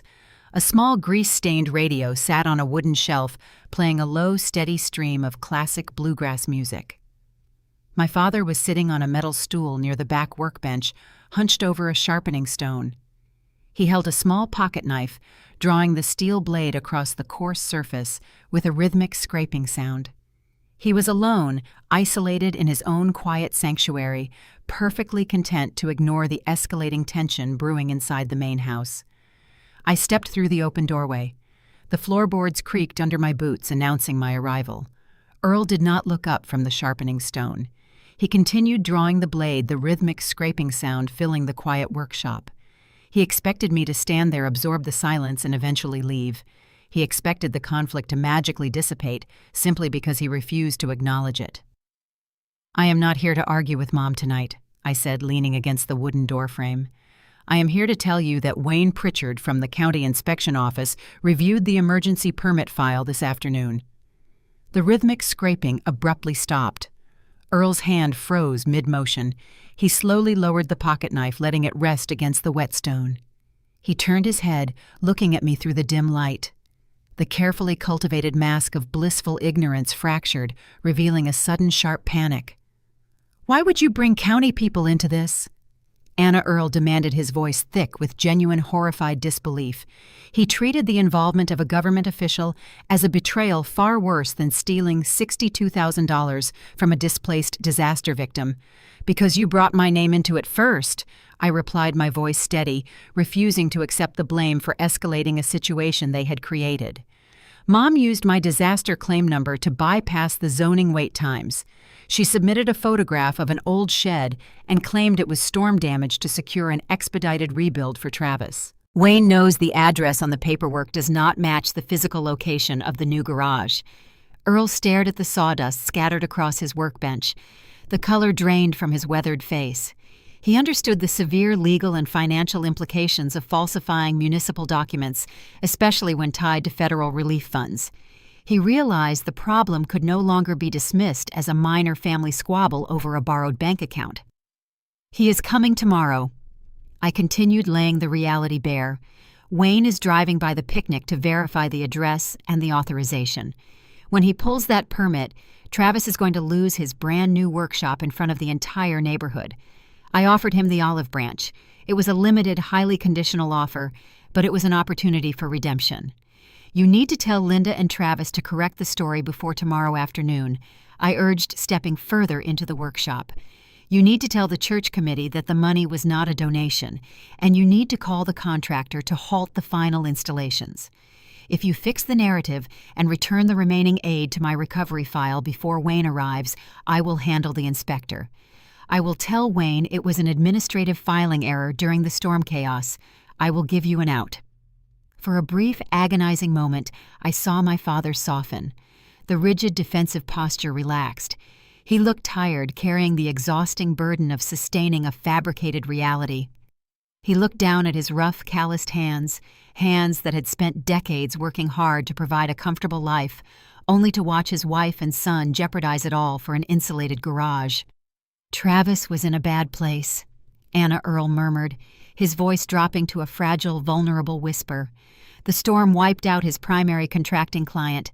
He was staring down a mountain of debt, and your mother panicked. Linda was terrified he was going to lose his tools, lose his livelihood, and end up moving his family into our basement. We just needed a quick bridge to keep him afloat. We thought you would understand once the dust settled. It was the closest I had ever come to receiving a genuine explanation. He admitted the fear, the poor judgment, and the desperate favoritism that drove the theft. He acknowledged that they had sacrificed my stability to shield Travis from his own impending failures. I held my breath, waiting for him to take the final step, waiting for him to stand up, walk into the house, and finally confront Linda. Then the sharp, cheerful screech of the kitchen screen door broke the quiet intimacy of the workshop. Earl Linda called out from the back porch, her voice projecting brightly into the evening air. "The potato salad is ready, and I need you to check the propane tank for tomorrow." The transformation was instantaneous. The vulnerable, exhausted father vanished, completely erased by the sound of his wife's voice. Earl's spine stiffened. He picked up the pocket knife, snapping the blade shut with a sharp, definitive click. The wall slammed back into place, thicker and more impenetrable than before. He looked at me, his eyes cold and unyielding. The brief window of honesty was permanently closed. "Do not make your mother look like a liar in front of church people," Anna Earl warned, his tone flat and dictatorial. "We will deal with the county inspector if he shows up. You keep your mouth shut tomorrow, and you let Travis have his day." The olive branch snapped. The private emotional test was over, and my father had definitively failed. He knew the truth. He knew the devastating legal exposure they faced. He knew I was offering him a lifeline to salvage the family dignity. Yet he still chose to protect Linda's fabricated public image over my survival. His role shifted entirely in that moment. He was no longer a passive, uninformed bystander. He was an active, knowing enabler, perfectly willing to let me absorb the consequences of their fraud just to keep the peace in his own house. I lost the lingering childish hope that my father was merely confused. I realized he would rather watch me drown than rock the boat he was currently sitting in. I turned my back on him and walked out of the workshop. I did not argue. The time for private family correction was officially dead. I navigated the stone path leading back to the front driveway, feeling a cold, unbreakable resolve harden in my chest. As I reached the edge of the driveway, unlocking my car, Linda called out from the porch. She stood under the warm glow of the exterior light, wiping her hands on an embroidered towel. "Wear something nice tomorrow, Anna," Linda instructed, her voice cheerful, entirely oblivious to the absolute destruction waiting for her. "People still think you did a good thing." The Saturday afternoon picnic was a masterclass in suburban theater. The sky above Bowling Green was a brilliant, cloudless blue, and the air hummed with the sound of cheerful conversation, clinking ice cubes, and the low, steady rhythm of bluegrass music. Earl stood at the grill flipping burgers with practiced precision, playing the role of the benevolent patriarch perfectly. Linda glided between the folding tables, her bright artificial smile pinned securely in place as she offered plates of banana pudding to neighbors and extended relatives. I sat on a flimsy aluminum folding chair near the edge of the patio, sipping a lukewarm glass of sweet tea. I wore a plain, dark blouse, ignoring my mother's earlier instruction to dress nicely for her manufactured celebration. I watched the performance unfold, feeling a cold, heavy knot of anticipation resting in my stomach. Aunt Carol, a woman whose entire social currency derived from distributing church gossip, pulled up a chair beside me. She rested a manicured hand on my knee, projecting a look of profound, dramatic pity. "It takes a truly selfless heart to let Travis get back on his feet like that," Aunt Carol murmured, ensuring her voice carried to the adjacent table, where a few church friends were seated. "Your mother told us how you insisted the money go toward his workshop before you even considered your own housing situation. You are a blessing to this family." I did not respond. I took a slow sip of my tea, letting the silence stretch uncomfortably. A few feet away, Travis was standing near the gleaming new garage doors, holding a cold beer and basking in the admiration of his wife Melanie. Melanie was a practical, hardworking woman who managed the logistics of their household, while Travis chased intermittent construction contracts. She had always been kind to me, but she operated entirely under the assumption that her husband was a reliable provider. "This new insulation is going to change everything," Melanie was telling a neighbor, her voice bright with genuine relief. "Travis can finally take on those winter HVAC side jobs without his equipment freezing up. It is going to take so much pressure off our monthly budget. We are just incredibly grateful the storm recovery worked out this way." I watched Melanie face, realizing with a sudden sickening clarity that Travis had lied to his own wife. He had sold her the same fabricated narrative Linda was peddling to the church. He let Melanie believe the garage was a legitimate blessing, insulating himself from her scrutiny, while she unwittingly praised a structure built on stolen funds. I remained quiet. I waited. The private negotiations were over. I needed the public contradiction to arrive from an external, undeniable source. The heavy wooden gate at the side of the yard clicked open. Wayne Pritchard walked onto the grass. He did not look like a neighborhood guest arriving for barbecue. He wore his heavy county work boots, a faded denim jacket, and a serious, uncompromising expression. Tucked under his left arm was the thick manila sight folder, and a heavy-duty county camera swung from a strap around his neck. The cheerful chatter near the patio faltered. Neighbors paused mid-sentence, lowering their paper plates. An inspector arriving at a backyard party uninvited carries the distinct, undeniable aura of incoming trouble. Travis saw the camera. The smug, confident smile vanished from his face. He set his beer down on the hood of his truck, wiping his hands nervously on his jeans.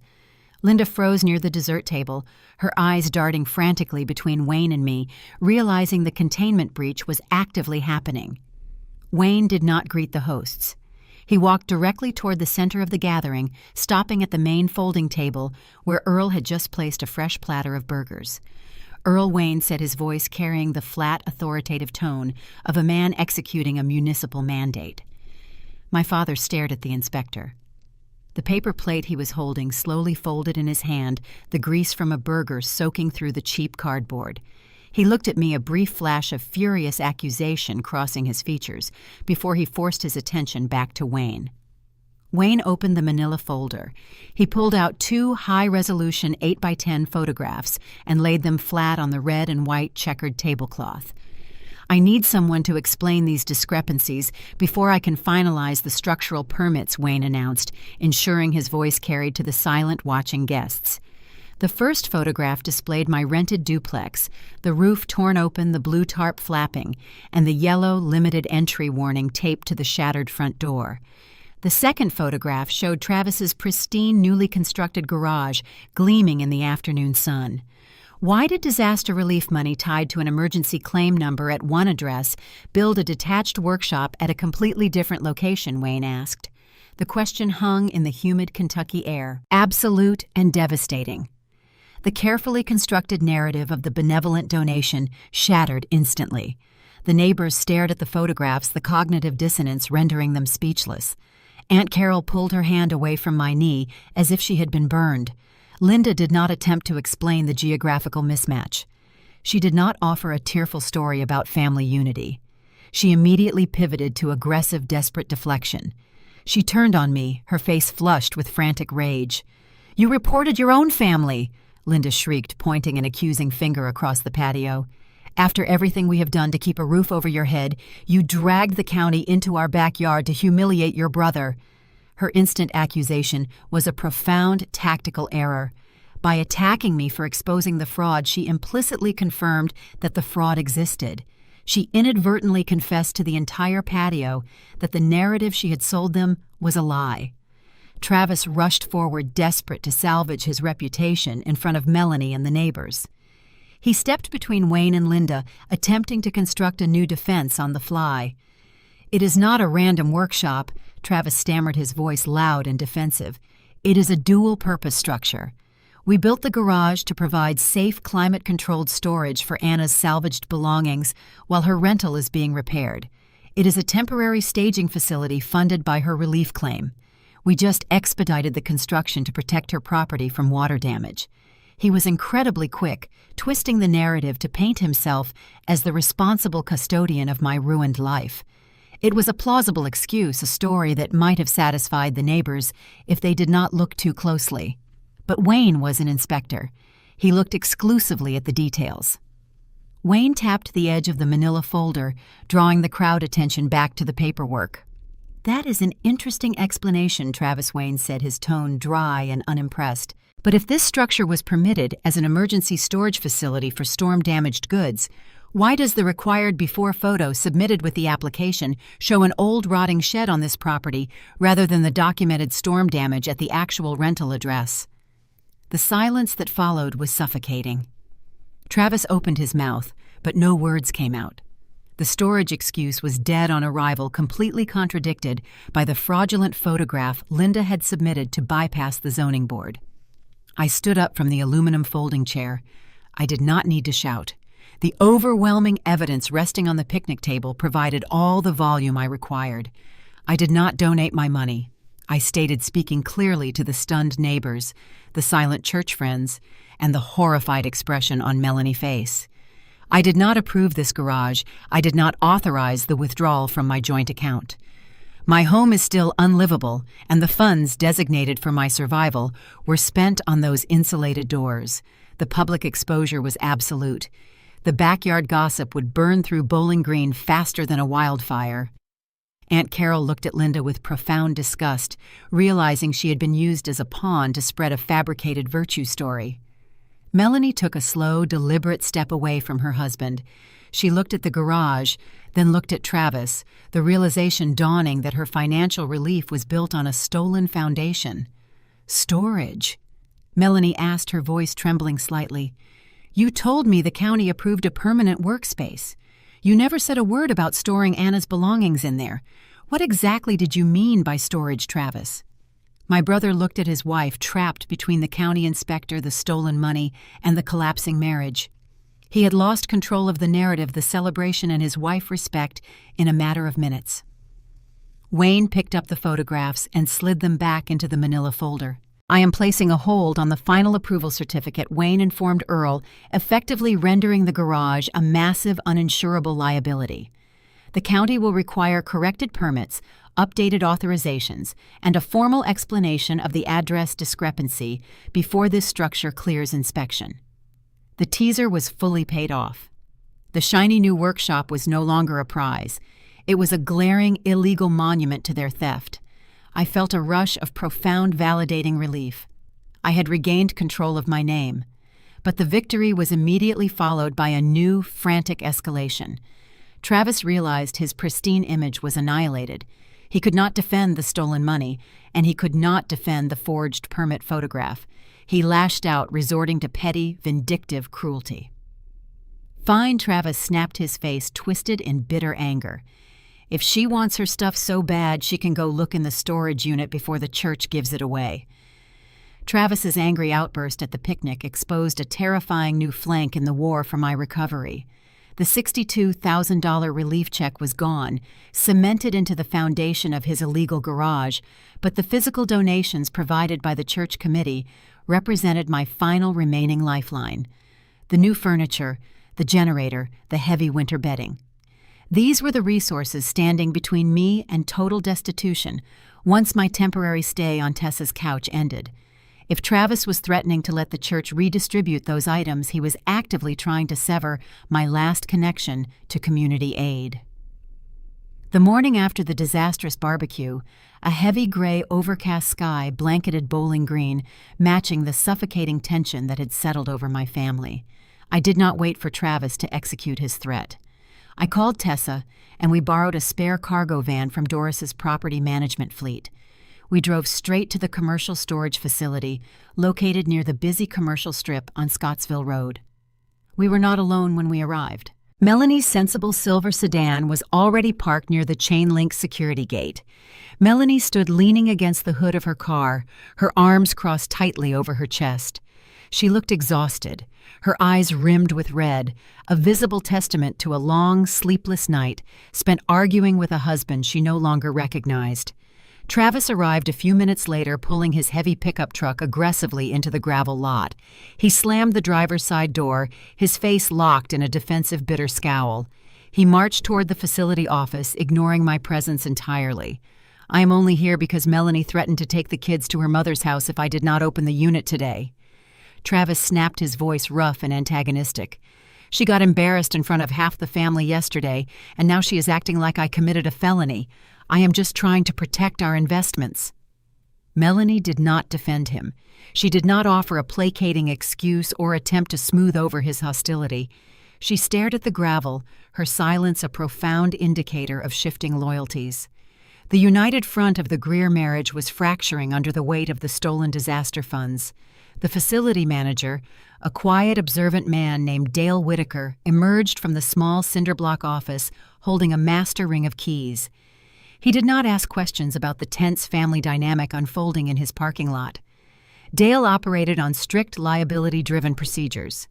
"Travis is the primary leaseholder on Unit 42, Dale explained, leading us down a long row of corrugated metal doors. Because his name is on the rental agreement, he holds exclusive access rights. However, since he is physically present and has consented to open the unit, any individual may remove items that are explicitly labeled with their name or property. I am only here to verify the lock is bypassed legally." Dale inserted a key, twisting the heavy padlock and throwing the latch. The corrugated metal door rolled upward with a loud metallic screech echoing down the empty asphalt corridor. I stepped up to the threshold, the stale, dusty air of the unit rushing out to meet me. The space was a chaotic, disorganized cavern. It was not a carefully managed staging area for a displaced storm victim. It was a hoarding ground. Piled near the front were several large, shrink-wrapped boxes containing the new kitchen supplies the church committee had procured. Behind them sat 2 heavy-duty space heaters and a small gas-powered generator still sealed in its factory cardboard. But the item that immediately drew my eye was resting against the far concrete wall. It was a beautiful, overstuffed gray sectional couch. Taped securely to the right armrest was a bright yellow index card.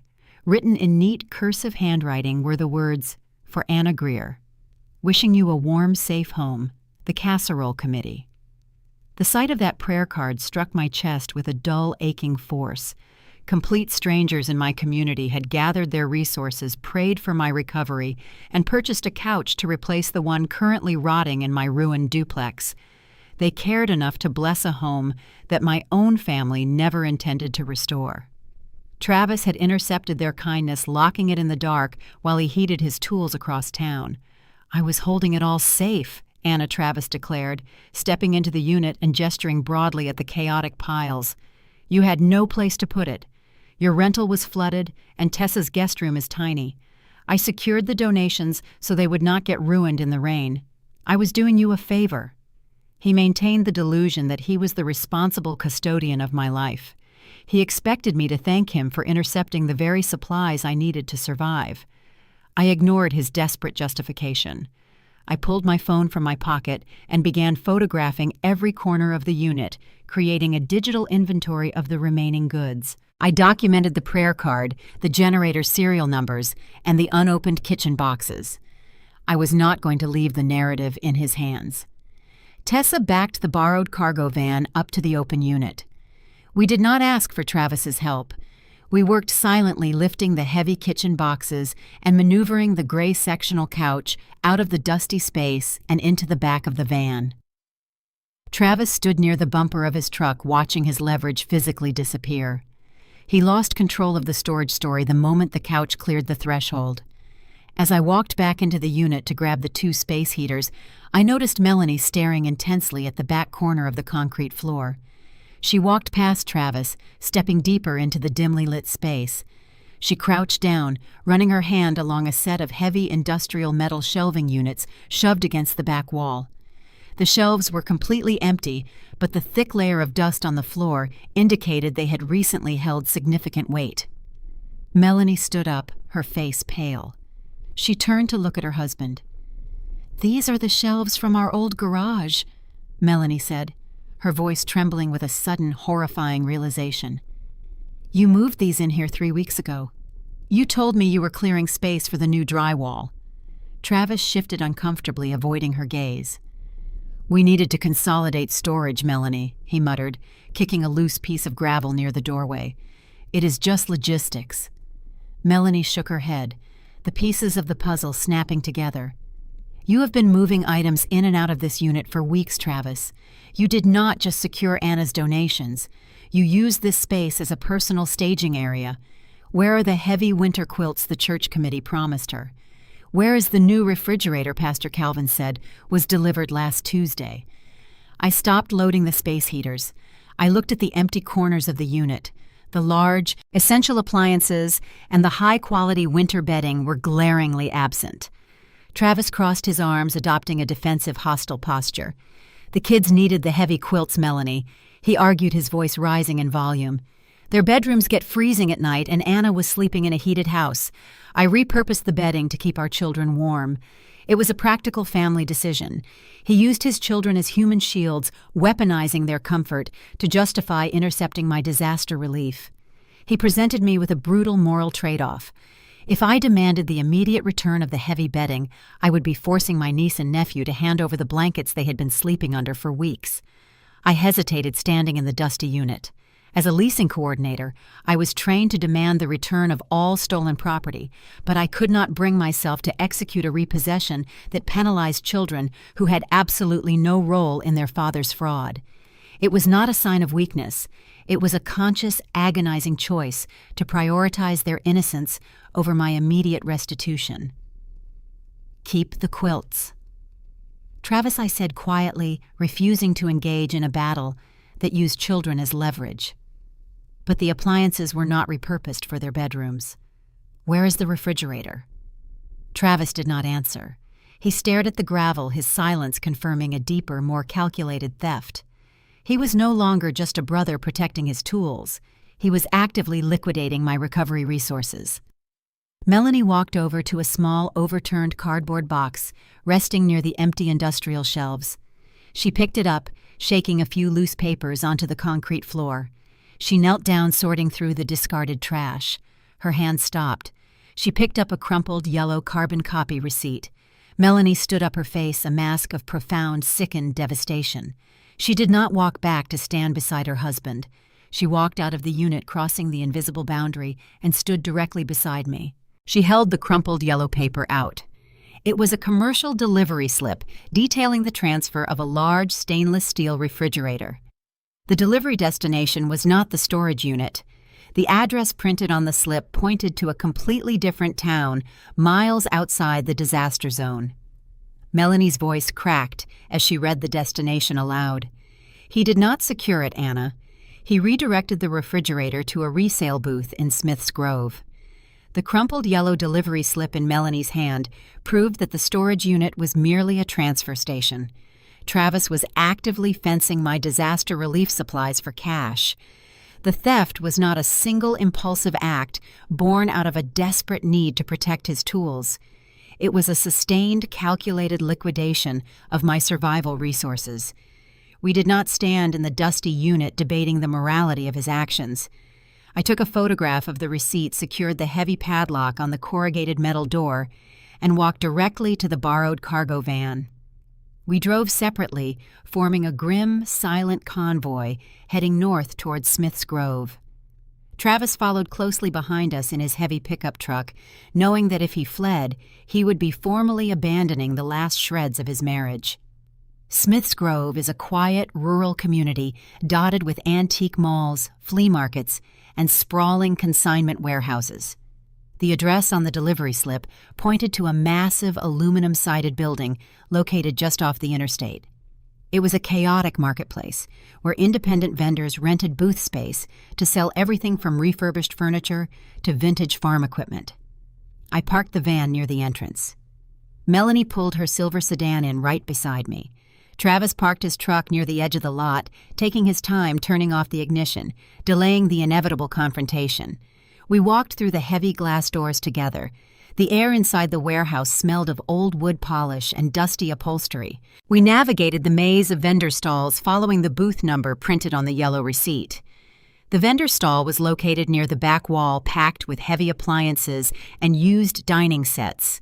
The shop owner, a tall man wearing a faded denim shirt and carrying a clipboard, was currently polishing the handle of a vintage oven. He looked up as our group approached. His eyes locked onto my brother. Travis, the shop owner, called out, offering a casual, familiar wave. "Good to see you, man. I am glad you came back. We moved that smaller chest freezer you brought in last week almost immediately. People are desperate for cold storage after the power outages. Did you bring any more of those storm extras today?" The casual greeting detonated like a bomb in the quiet aisle. Storm extras. Travis had not just redirected a single refrigerator. He had been steadily supplying this booth with high-value appliances, converting my tragedy into his own personal inventory stream. Melanie stopped walking. Her face went completely still, all color draining from her cheeks. She turned her head slowly, looking past the shop owner, scanning the inventory displayed in the booth. There it was. Sitting prominently near the front of the stall was a brand-new, pristine stainless steel refrigerator. It still had the blue factory shipping tape securing the doors. Taped to the upper right corner was a bright orange tag displaying a fresh hand-written price. The church committee had authorized that exact model for my recovery. Travis had stolen it, driven it across county lines, and priced it for a quick, untraceable cash sale. It was just sitting there, Melanie Travis said, finally reaching our group. He shoved his hands deep into the pockets of his canvas jacket, adopting a defensive, petulant tone. Anna was not using it. You cannot plug a brand-new refrigerator into a house with no roof. The unit was just taking up space, and we needed the cash flow to cover the initial deposits on the garage insulation. He rationalized the theft as a practical business decision. He viewed my disaster aid as idle capital waiting to be properly managed by a real entrepreneur. I did not have a floor dry enough to set it on, Travis, I replied, my voice steady, cutting through his pathetic justification. I am sleeping on a borrowed couch because my rental is a rotting wet shell. You took the very appliance meant to store my food and sold it to fund your heating system. Melanie did not look at me. She stared at the bright orange price tag on the refrigerator, her breathing shallow and uneven. A horrifying realization was actively rewriting the history of her own household. Travis, Melanie whispered, her voice trembling with a dark, profound fear. The new heavy-duty space heater you installed in the kids' bunk room last week. You told me you bought it on clearance from a contractor buddy. Did that come from Anna's donations too? Travis shifted his weight, his eyes darting toward the shop owner, desperate to avoid answering the question in front of a witness. Do not start acting righteous with me, Melanie. Travis hissed, his voice dropping into a harsh warning register. You liked the warm garage. You liked knowing I could take on more HVAC side work this winter to keep the mortgage paid. We operate as a team. Do not stand there and pretend you did not benefit from the decisions I made to protect this family. The crack in their marriage became violently visible in public. He was pulling her down into the mud with him, ensuring she understood that her comfort was subsidized by his theft. He weaponized her relief, turning her into an unwilling accomplice. Melanie took a slow, agonizing step backward. She wrapped her arms tightly around her torso, creating a physical barrier between herself and the man she had married. She realized her children were sleeping under stolen blankets warmed by a stolen heater, while her sister-in-law remained homeless. The shop owner, recognizing the radioactive nature of the family dispute unfolding in his aisle, stepped forward nervously. Look, folks, "I do not want any trouble here," he said, raising his hands in a placating gesture. "I bought that refrigerator free and clear. If there is a dispute over ownership, I cannot just hand it over. I run a legitimate business. I did not yell at the shop owner. As a leasing coordinator, I understood the rigid boundaries of commercial possession. I could not storm into a business and demand the release of an item without proper authorization, regardless of the moral high ground. I stayed strictly within the limits of my professional competence. I am not asking you to give it to me," I stated, speaking directly to the vendor. "But that appliance was purchased using funds from a registered church recovery committee, and it was illegally redirected. I am asking you to hold that specific item in the back room for 24 hours. Do not sell it. The committee will contact you directly tomorrow morning with the original purchase orders and the serial numbers to initiate a formal reclamation." The shop owner hesitated, glancing at Travis, then looking back at my unyielding expression. He recognized that selling a stolen disaster relief item could invite a massive public relations nightmare, or worse, a visit from the county sheriff. "I can hold it in the back for 24 hours, the shop owner agreed cautiously. "But I need to hear from the original purchasers. I cannot adjudicate who legally owns it." "That is exactly what I need," I replied, securing the temporary hold on the asset. Travis sneered, running a hand through his hair in deep frustration. "This is ridiculous, Anna," he snapped. "You are making a massive scene over a technicality. Just pay him the cash for the fridge, and we can handle this quietly. We can settle the balance privately between us later. Do not drag the church committee into a resale shop." I looked at him, feeling a cold, defining clarity settle into my bones. He wanted me to buy back the very item that was donated to me. He wanted me to spend my own non-existent funds to bail him out of a criminal transaction, all to protect his reputation from public scrutiny. "I am not paying for it twice, Travis," I said, refusing his demand entirely. "And we are not handling this quietly. You sold my survival. The people who funded it are going to know exactly where it went." Travis realized I was not going to fold. He realized Melanie was no longer standing beside him, providing the automatic loyal defense he had always relied upon. He was entirely isolated, exposed in the middle of a dusty warehouse. The panic finally broke through his arrogant facade. When a golden child loses control of the narrative, they inevitably turn on their enablers.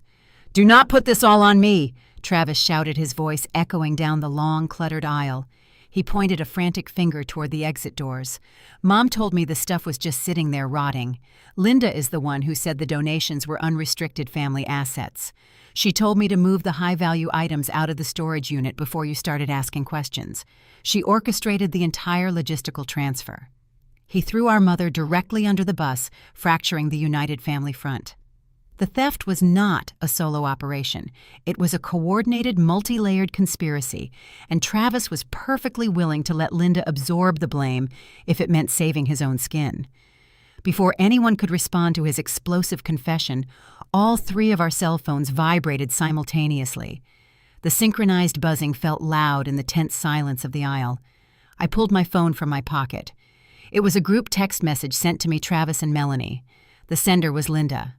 The message was brief, authoritarian, and completely devoid of any maternal warmth. "No one says another word until we meet at church tonight." The glowing text message from Linda was an explicit command to retreat to familiar ground. She knew Travis was fracturing under the pressure of the resale shop confrontation. She understood that if the church recovery committee learned he was actively fencing donated appliances for cash, the family's social standing would instantly evaporate. Linda needed a controlled environment where she held the psychological advantage. She needed the church fellowship hall. I arrived at the church that evening with Tessa. The sprawling brick building sat quiet against the twilight sky, its usual bustling energy replaced by a heavy, oppressive stillness. We walked through the side entrance, moving down the long fluorescent-lit corridor toward the fellowship hall. The space was normally used for potlucks and youth group meetings, but tonight it had been repurposed into a tribunal. Linda had orchestrated the seating arrangement with tactical precision. She sat at the head of a long white plastic folding table. Earl sat dutifully to her right, his gaze fixed firmly on his clasped hands. Aunt Carol anchored the opposite side, serving as the designated familial witness and chief gossip distributor. Pastor Calvin and two older women from the recovery committee occupied the remaining chairs representing the moral authority of the community. Travis and Melanie sat slightly apart from the main group, maintaining a rigid, uncomfortable physical distance from each other. Resting directly in the center of the table was a freshly baked cherry pie. The presence of the dessert was a brilliant, deeply manipulative prop. Linda had brought a pie to a meeting about stolen disaster funds.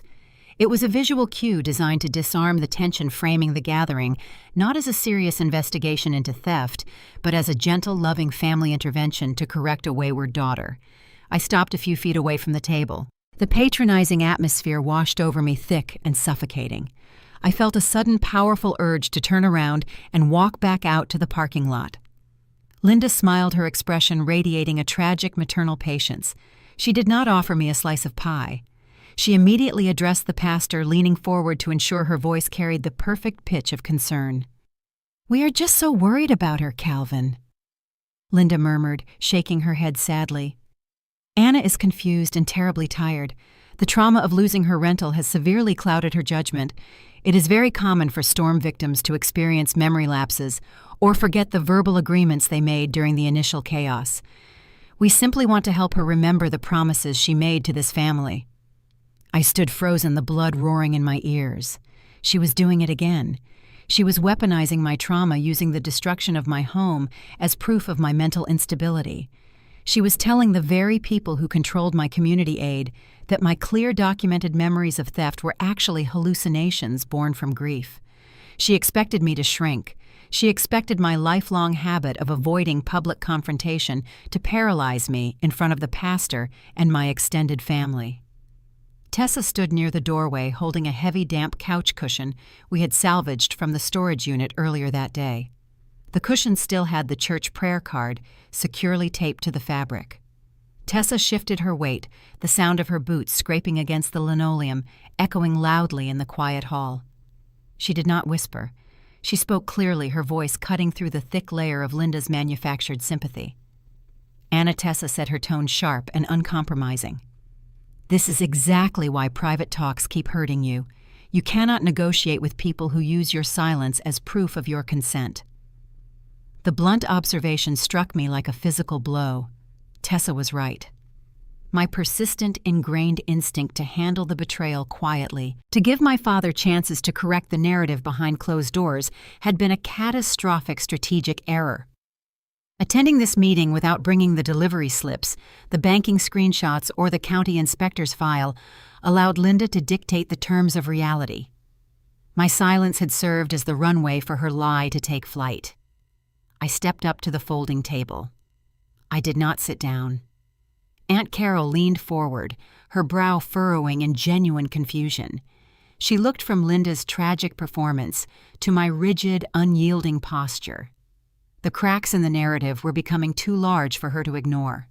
Linda, Aunt Carol asked, her voice tentative, breaking the unwritten rule of unquestioning loyalty. "Did Anna actually say she wanted to donate her relief money to Travis? Did she explicitly tell you to transfer the funds to the garage project?" The room grew unnaturally still. Pastor Calvin looked up from his notepad, his pen hovering above the paper. The two recovery volunteers leaned in, waiting for the definitive answer that would validate or destroy the entire family dynamic. Linda's artificial smile faltered. She glanced at Earl, seeking backup, but my father remained staring at his hands, entirely unwilling to commit perjury in front of his pastor. Linda was forced to answer the question alone. She did not have to say it. "Carol?" Linda replied, her tone defensive, carrying a sharp edge of arrogant entitlement. "We raised her. We know her heart. We knew exactly what she would want if she was thinking clearly and logically about the long-term survival of this family." The admission hung in the air, absolute and devastating. She had just confessed in front of the pastor, the recovery committee, and her own sister that she had never obtained my permission. She had used an assumption as a legal signature. She decided my thoughts were irrelevant, replacing my actual voice with a fabricated narrative that perfectly served her favored son. I did not launch into a long, emotional explanation of my feelings. I did not try to convince them that I was hurting. I adjusted my method, shifting away from over-explaining and leaning heavily into plain, unvarnished facts. I admit that I waited too long to address this publicly. I stated, speaking directly to Pastor Calvin and the committee volunteers. I tried to handle this privately because I was desperate to avoid shaming my parents in front of this community. That delay was a mistake, and I own it. I placed my hands flat on the edge of the plastic table, leaning in slightly to ensure my next words carried the weight of an unbreakable boundary. But I will not sign a statement, nor will I say a single word confirming a donation that never happened. I did not authorize the transfer of my federal relief funds, and I did not approve the redirection of my donated household appliances to a commercial resale shop. The mention of the resale shop caused Melanie to flinch visibly. She looked down at the floor, confirming the truth of my statement without speaking a word. Pastor Calvin noted her reaction, his expression darkening with profound disappointment. The power dynamic at the folding table inverted completely. Linda lost the room.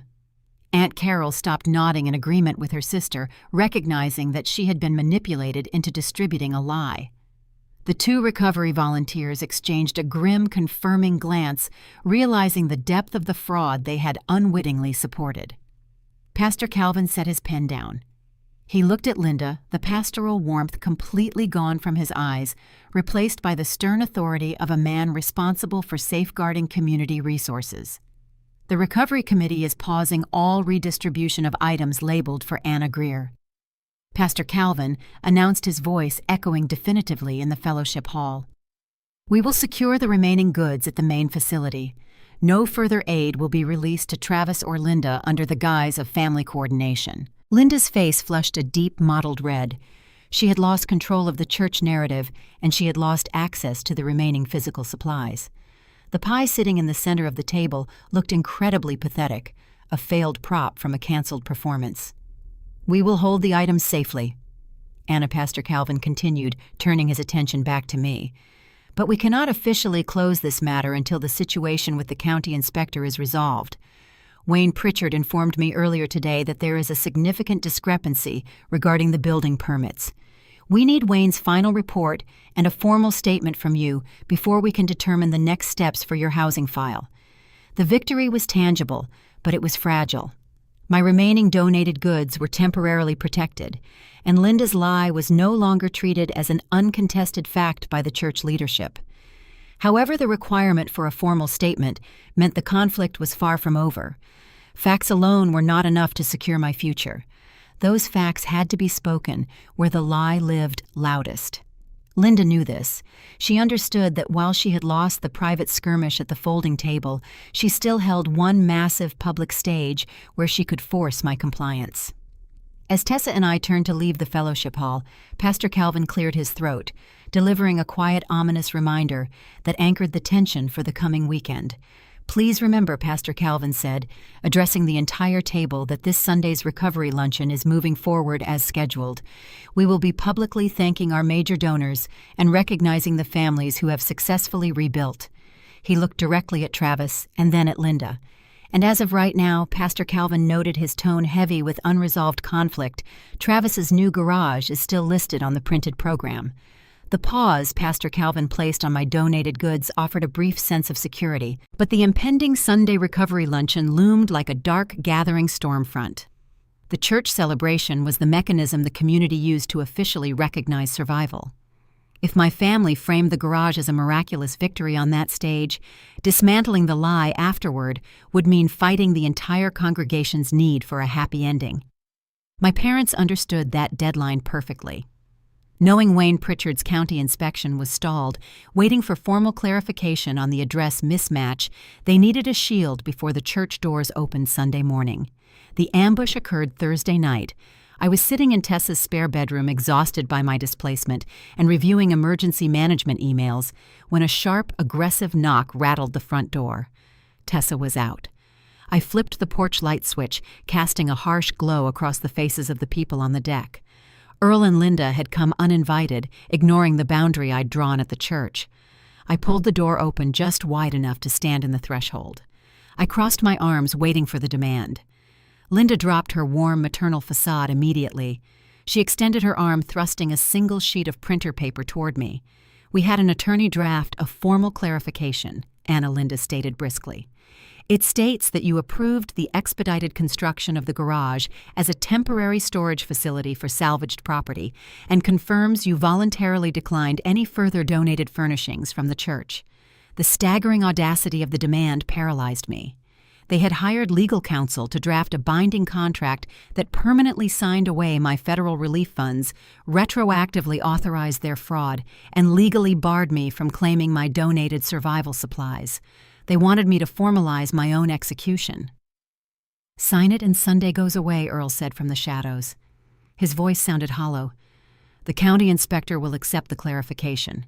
The church committee will release the hold on the items, and we can move past this ugly chapter. We can go back to being a family." He was offering a hostage negotiation, framing my total surrender as a path to peace so he wouldn't have to look at the consequences. "I am not signing a document that legally sanctions theft, Dad," I replied steadily. "I will not commit perjury to protect Travis's garage." Linda stepped closer, cold calculation in her eyes. "Travis has kids, Anna," Linda hissed, deploying her ultimate emotional weapon. "Your niece and nephew will be sitting in those pews on Sunday. Do you want them watching their father get humiliated in front of his congregation? Do you want them to know their aunt tore down their family's recovery success story to prove a point about paperwork? The cruelty was breathtaking. She was using children as a human shield to protect a criminal act, assuming my conscience was more fragile than hers." Heavy tires crunched against the asphalt as a lifted pickup aggressively pulled into the driveway. Travis stepped out into the humid night air, his smug confidence replaced by the desperate panic of a man watching his livelihood circle the drain. Travis marched up the wooden steps and turned his fury directly on Earl. "Stop acting like he did this alone!" Travis shouted, jabbing a finger at our father. The golden child was cracking under the county investigation, perfectly willing to burn down the family hierarchy to save himself.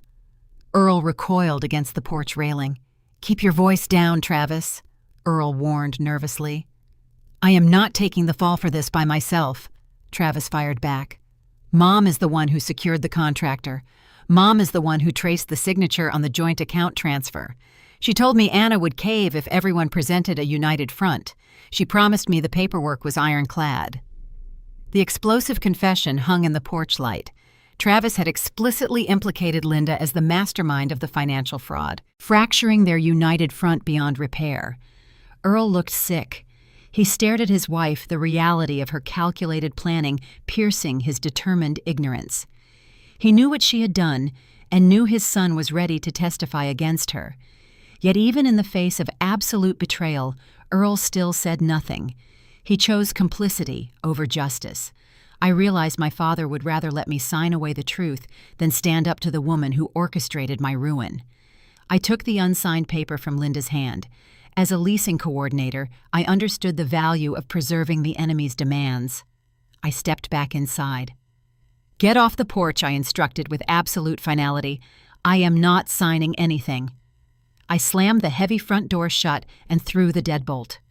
I listened to the muffled argument on the deck before heavy footsteps retreated to the driveway and the vehicles sped away.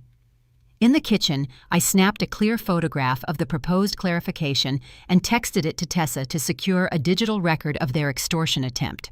But I made one crucial miscalculation.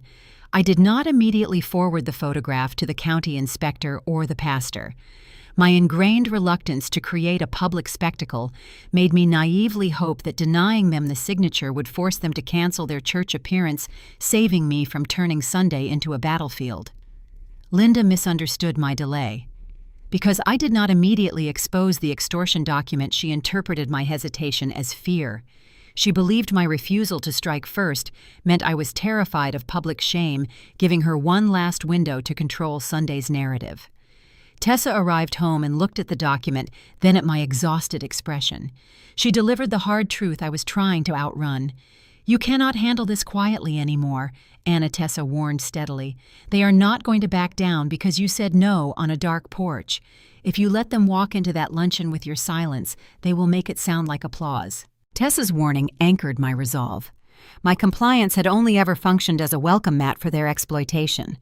By refusing to sign their fraudulent clarification, I had drawn a boundary. Now I had to enforce it in the one place they believed they held absolute power. Sunday morning arrived with a suffocating heat. I skipped the morning service, arriving just as the packed congregation transitioned into the fellowship hall for the highly anticipated disaster recovery luncheon. The hall thrummed with a community eager to celebrate survival. Folding tables were weighed down by casserole dishes and sweet tea. It was a space designed for communal healing and the exact stage where my mother intended to cement her lie into the permanent public record. Moving quietly along the perimeter, I paused near the welcome table and picked up a glossy printed program. I scanned the schedule, my eyes locking onto the third bullet point under the community recognition segment. It read Greer Family Storm Workshop Rebuild, supported by Anna Greer's generous gift. A sharp shock radiated through my chest, followed by clarifying anger. Linda had proactively supplied the church administration with false documentation, pushing the theft into print. She planned to turn the destruction of my security into a celebrated family trophy right in front of the congregation. I looked across the crowded hall. Linda stood near the center, beaming with manufactured humility. A few feet away, Travis stood beside an easel, displaying glossy photographs of his new garage doors, showcasing the illegal structure to a group of deacons while playing the Grateful Son. Earl sat at the family table, clutching a paper cup. His shoulders slumped, his eyes fixed on the tablecloth. The confident patriarch from the porch was gone, replaced by a man bracing for an inevitable impact. Pastor Calvin tapped the microphone at the wooden podium, silencing the room. "Welcome, everyone," he projected warmly. "Today we recognize the families who have demonstrated extraordinary sacrifice during this recovery season." Linda's smile widened, preparing to stand and accept the applause. She believed she had won. She thought my failure to expose the unsigned document meant I was too terrified to disrupt a church service. She was wrong. I didn't wait for the pastor to reach the third bullet point or for the clapping to begin. Clutching the glossy program, I walked purposefully down the center aisle. Guests noticed my rigid posture as I stopped directly in front of the wooden podium. Public confrontation was antithetical to my nature, but as a leasing coordinator, I was deeply comfortable correcting written errors on binding documents. I held the printed program up. "Who approved putting my name on this?" I asked. My voice wasn't a shout, but in the quiet hall the question echoed like a gunshot. The room fell dead silent as the celebratory energy evaporated. Pastor Calvin lowered the microphone, confusion warring with alarm. At the family table, Aunt Carol physically recoiled, pulling her hand away from Linda's arm to distance herself from the impending explosion. Travis froze over his poster board as the deacons stepped back. Anna, Pastor Calvin said quietly, without amplification, "Your mother provided the wording for the program this week. We assumed she was speaking on your behalf. The church had printed Linda's wording without verifying my consent."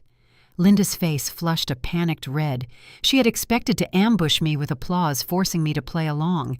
Instead, I ambushed her with the very prop she designed to secure her victory. "Calvin." "Please," Linda interrupted with manufactured distress, reaching for her classic defense. "Anna is just overwhelmed.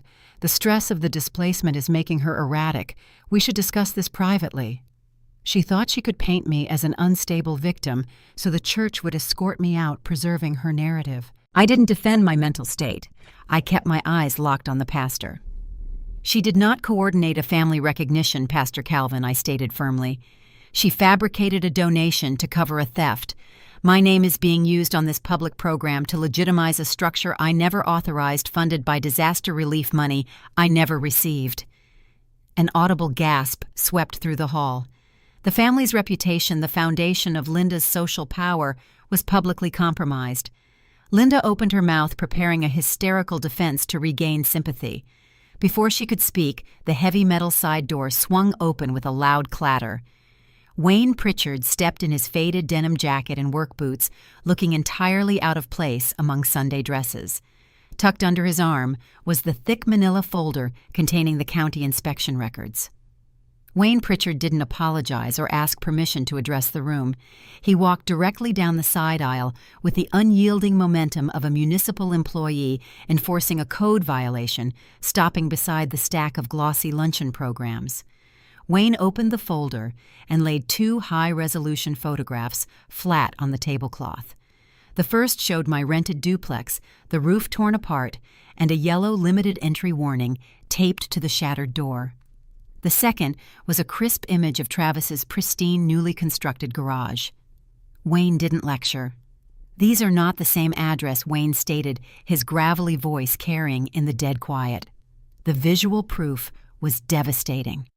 The congregation stared at the photos, the dissonance between the printed program and the physical reality snapping sharply into focus. Wayne reached back into the folder and placed a neon orange document beside the garage photo.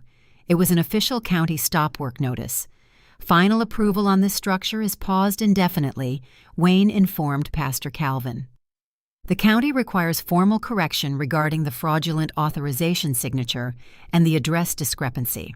Until then, this building cannot be utilized, insured, or celebrated." The stop work notice acted as a public execution of Travis's claim to completion. The garage was now a frozen liability. Panic seized my brother as he realized his pristine image was annihilated while his wife watched. He abandoned his confident posture, throwing contradictory excuses against the wall in a desperate bid for survival. "It was temporary storage," Travis blurted out. "We expedited the build to protect Anna's salvaged belongings. She approved the storage arrangement." Pastor Calvin looked down at the luncheon program. "You told the committee this was a generous financial gift," Pastor Calvin said with disappointment. "You did not permit a storage unit. You permitted a heated workshop." Travis realized the storage excuse was dead. He pivoted instantly, pointing a shaking finger at Linda. "Mom told me the paperwork was clear," Travis shouted in desperation. "She said Anna would never make trouble over family money. She orchestrated the entire transfer. I just hired the contractor." Linda's face contorted with fury. The golden child she had risked federal wire fraud to protect was throwing her to the wolves. "Do not put this on me, Travis," Linda snapped shrilly. "I was trying to save your livelihood from bankruptcy. You gladly took the money when the foundation was poured. The unified front they'd weaponized against me for 27 years disintegrated into a bitter blame game in front of the casserole committee." Melanie stood up from the family table, her face a mask of sickened clarity. She picked up her children's denim jackets. "My kids are not sitting beside that poster," Melanie stated resolutely. She gathered her children and walked toward the exit doors, removing herself from the blast radius of the Greer family fraud. Travis watched his wife leave his ruined standing, finally settling over his shoulders. Aunt Carol quickly stepped up to the welcome table with embarrassed speed. She began scooping up the stacks of glossy luncheon programs, hastily retracting the propaganda she had spent weeks distributing. Earl finally stood up, leaving his sweet tea untouched. He looked at the orange stop work notice, then at his wife and son shouting in the center of the hall. "Enough," Earl barked. The word silenced the argument, but it offered me no comfort. He was trying to stop the public embarrassment, not heal the wound they had inflicted on me. I didn't engage with Linda's deflections or Travis's excuses in front of the congregation. I anchored my position entirely on the indisputable facts resting on the table. "I acknowledge I should have corrected this story publicly the moment I discovered the theft," I said to Pastor Calvin. "I hesitated because I didn't want to shame my parents, but my delay is not their consent." I looked directly at Linda. "My home was still wet when that garage got heat," I stated. I turned back to the pastor. "I am requesting the public record be formally corrected today, and I need the Church Recovery Committee to return all items labeled with my name to my active recovery file. My name is no longer available to subsidize this family." Pastor Calvin nodded slowly. I controlled my identity, and Linda's donor narrative was permanently destroyed. I picked up my purse, the oppressive weight of the lie finally lifted from my chest. I pushed through the heavy door leading into the quiet corridor. The door barely closed when I heard the frantic clicking of heels. Linda intercepted me in the corridor, her hysterical anger replaced by intense desperation. She grabbed my arm with a bruising grip. "Anna, please," Linda hissed. "If you sign just one clarification for the county inspector today, Travis can keep enough of the structure to work. We can save his business." I pulled my arm free. Even after her golden child had thrown her to the wolves, she was still begging me to absorb the legal consequences of her fraud to protect his assets.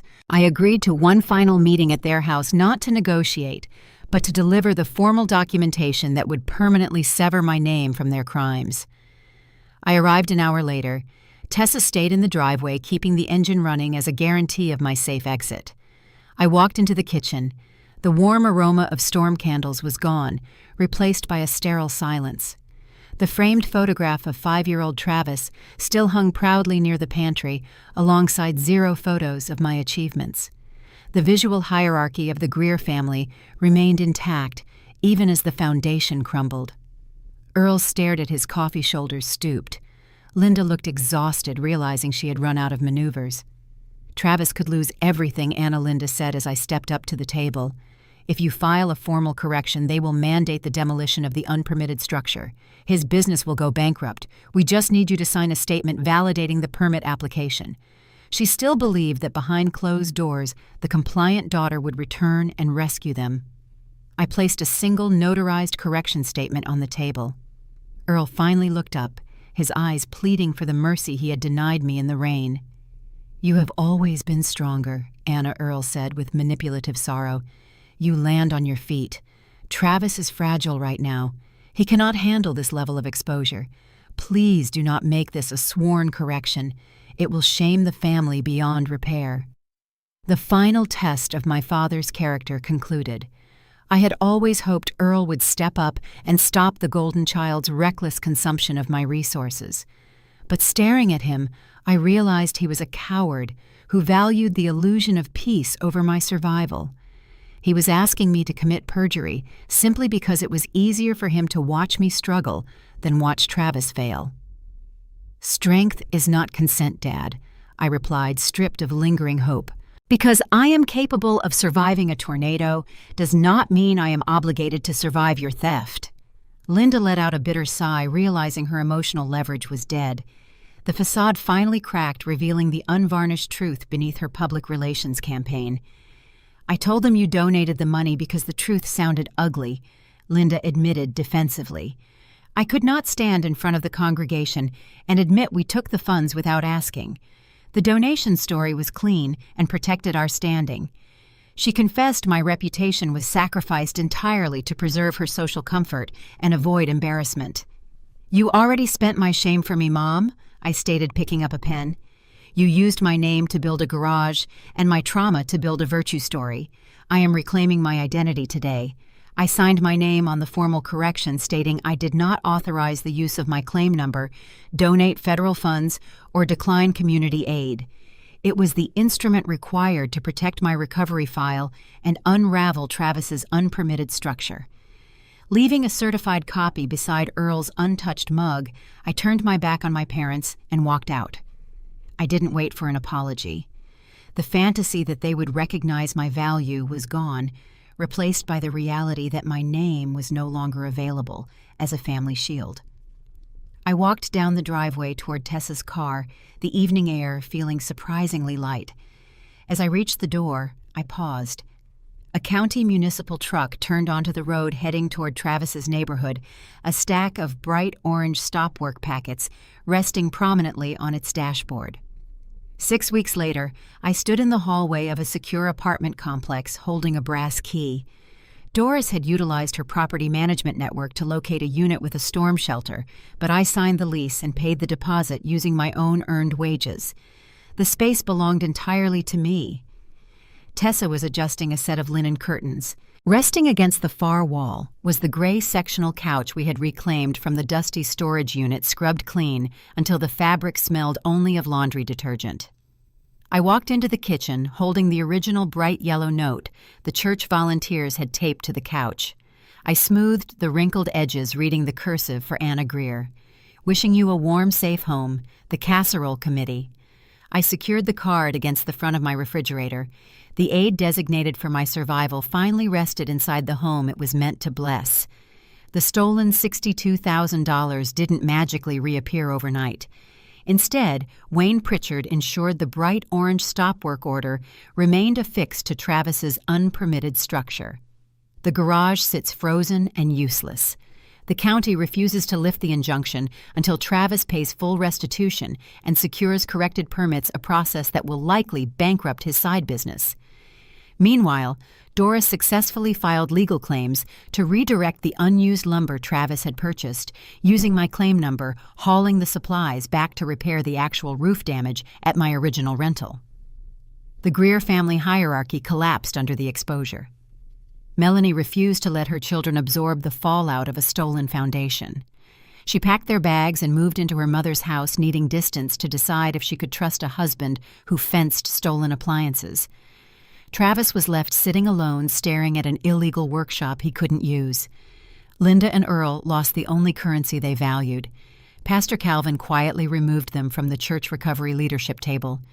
Linda's prestigious social standing evaporated, replaced by strained nods from neighbors who knew exactly what she had orchestrated. Aunt Carol sent a greeting card with a stiff, awkward note, admitting she should have asked more questions before taking sides. It was a fragile admission of guilt, disguised as a polite pleasantry offering no real comfort. I established uncompromising boundaries to protect my peace. If my parents need to communicate, they are restricted to texts regarding purely practical matters. My name, credit, and resources are secured behind a wall they can no longer breach. I am not magically healed. The trauma of recognizing your own expendability leaves a lingering ache.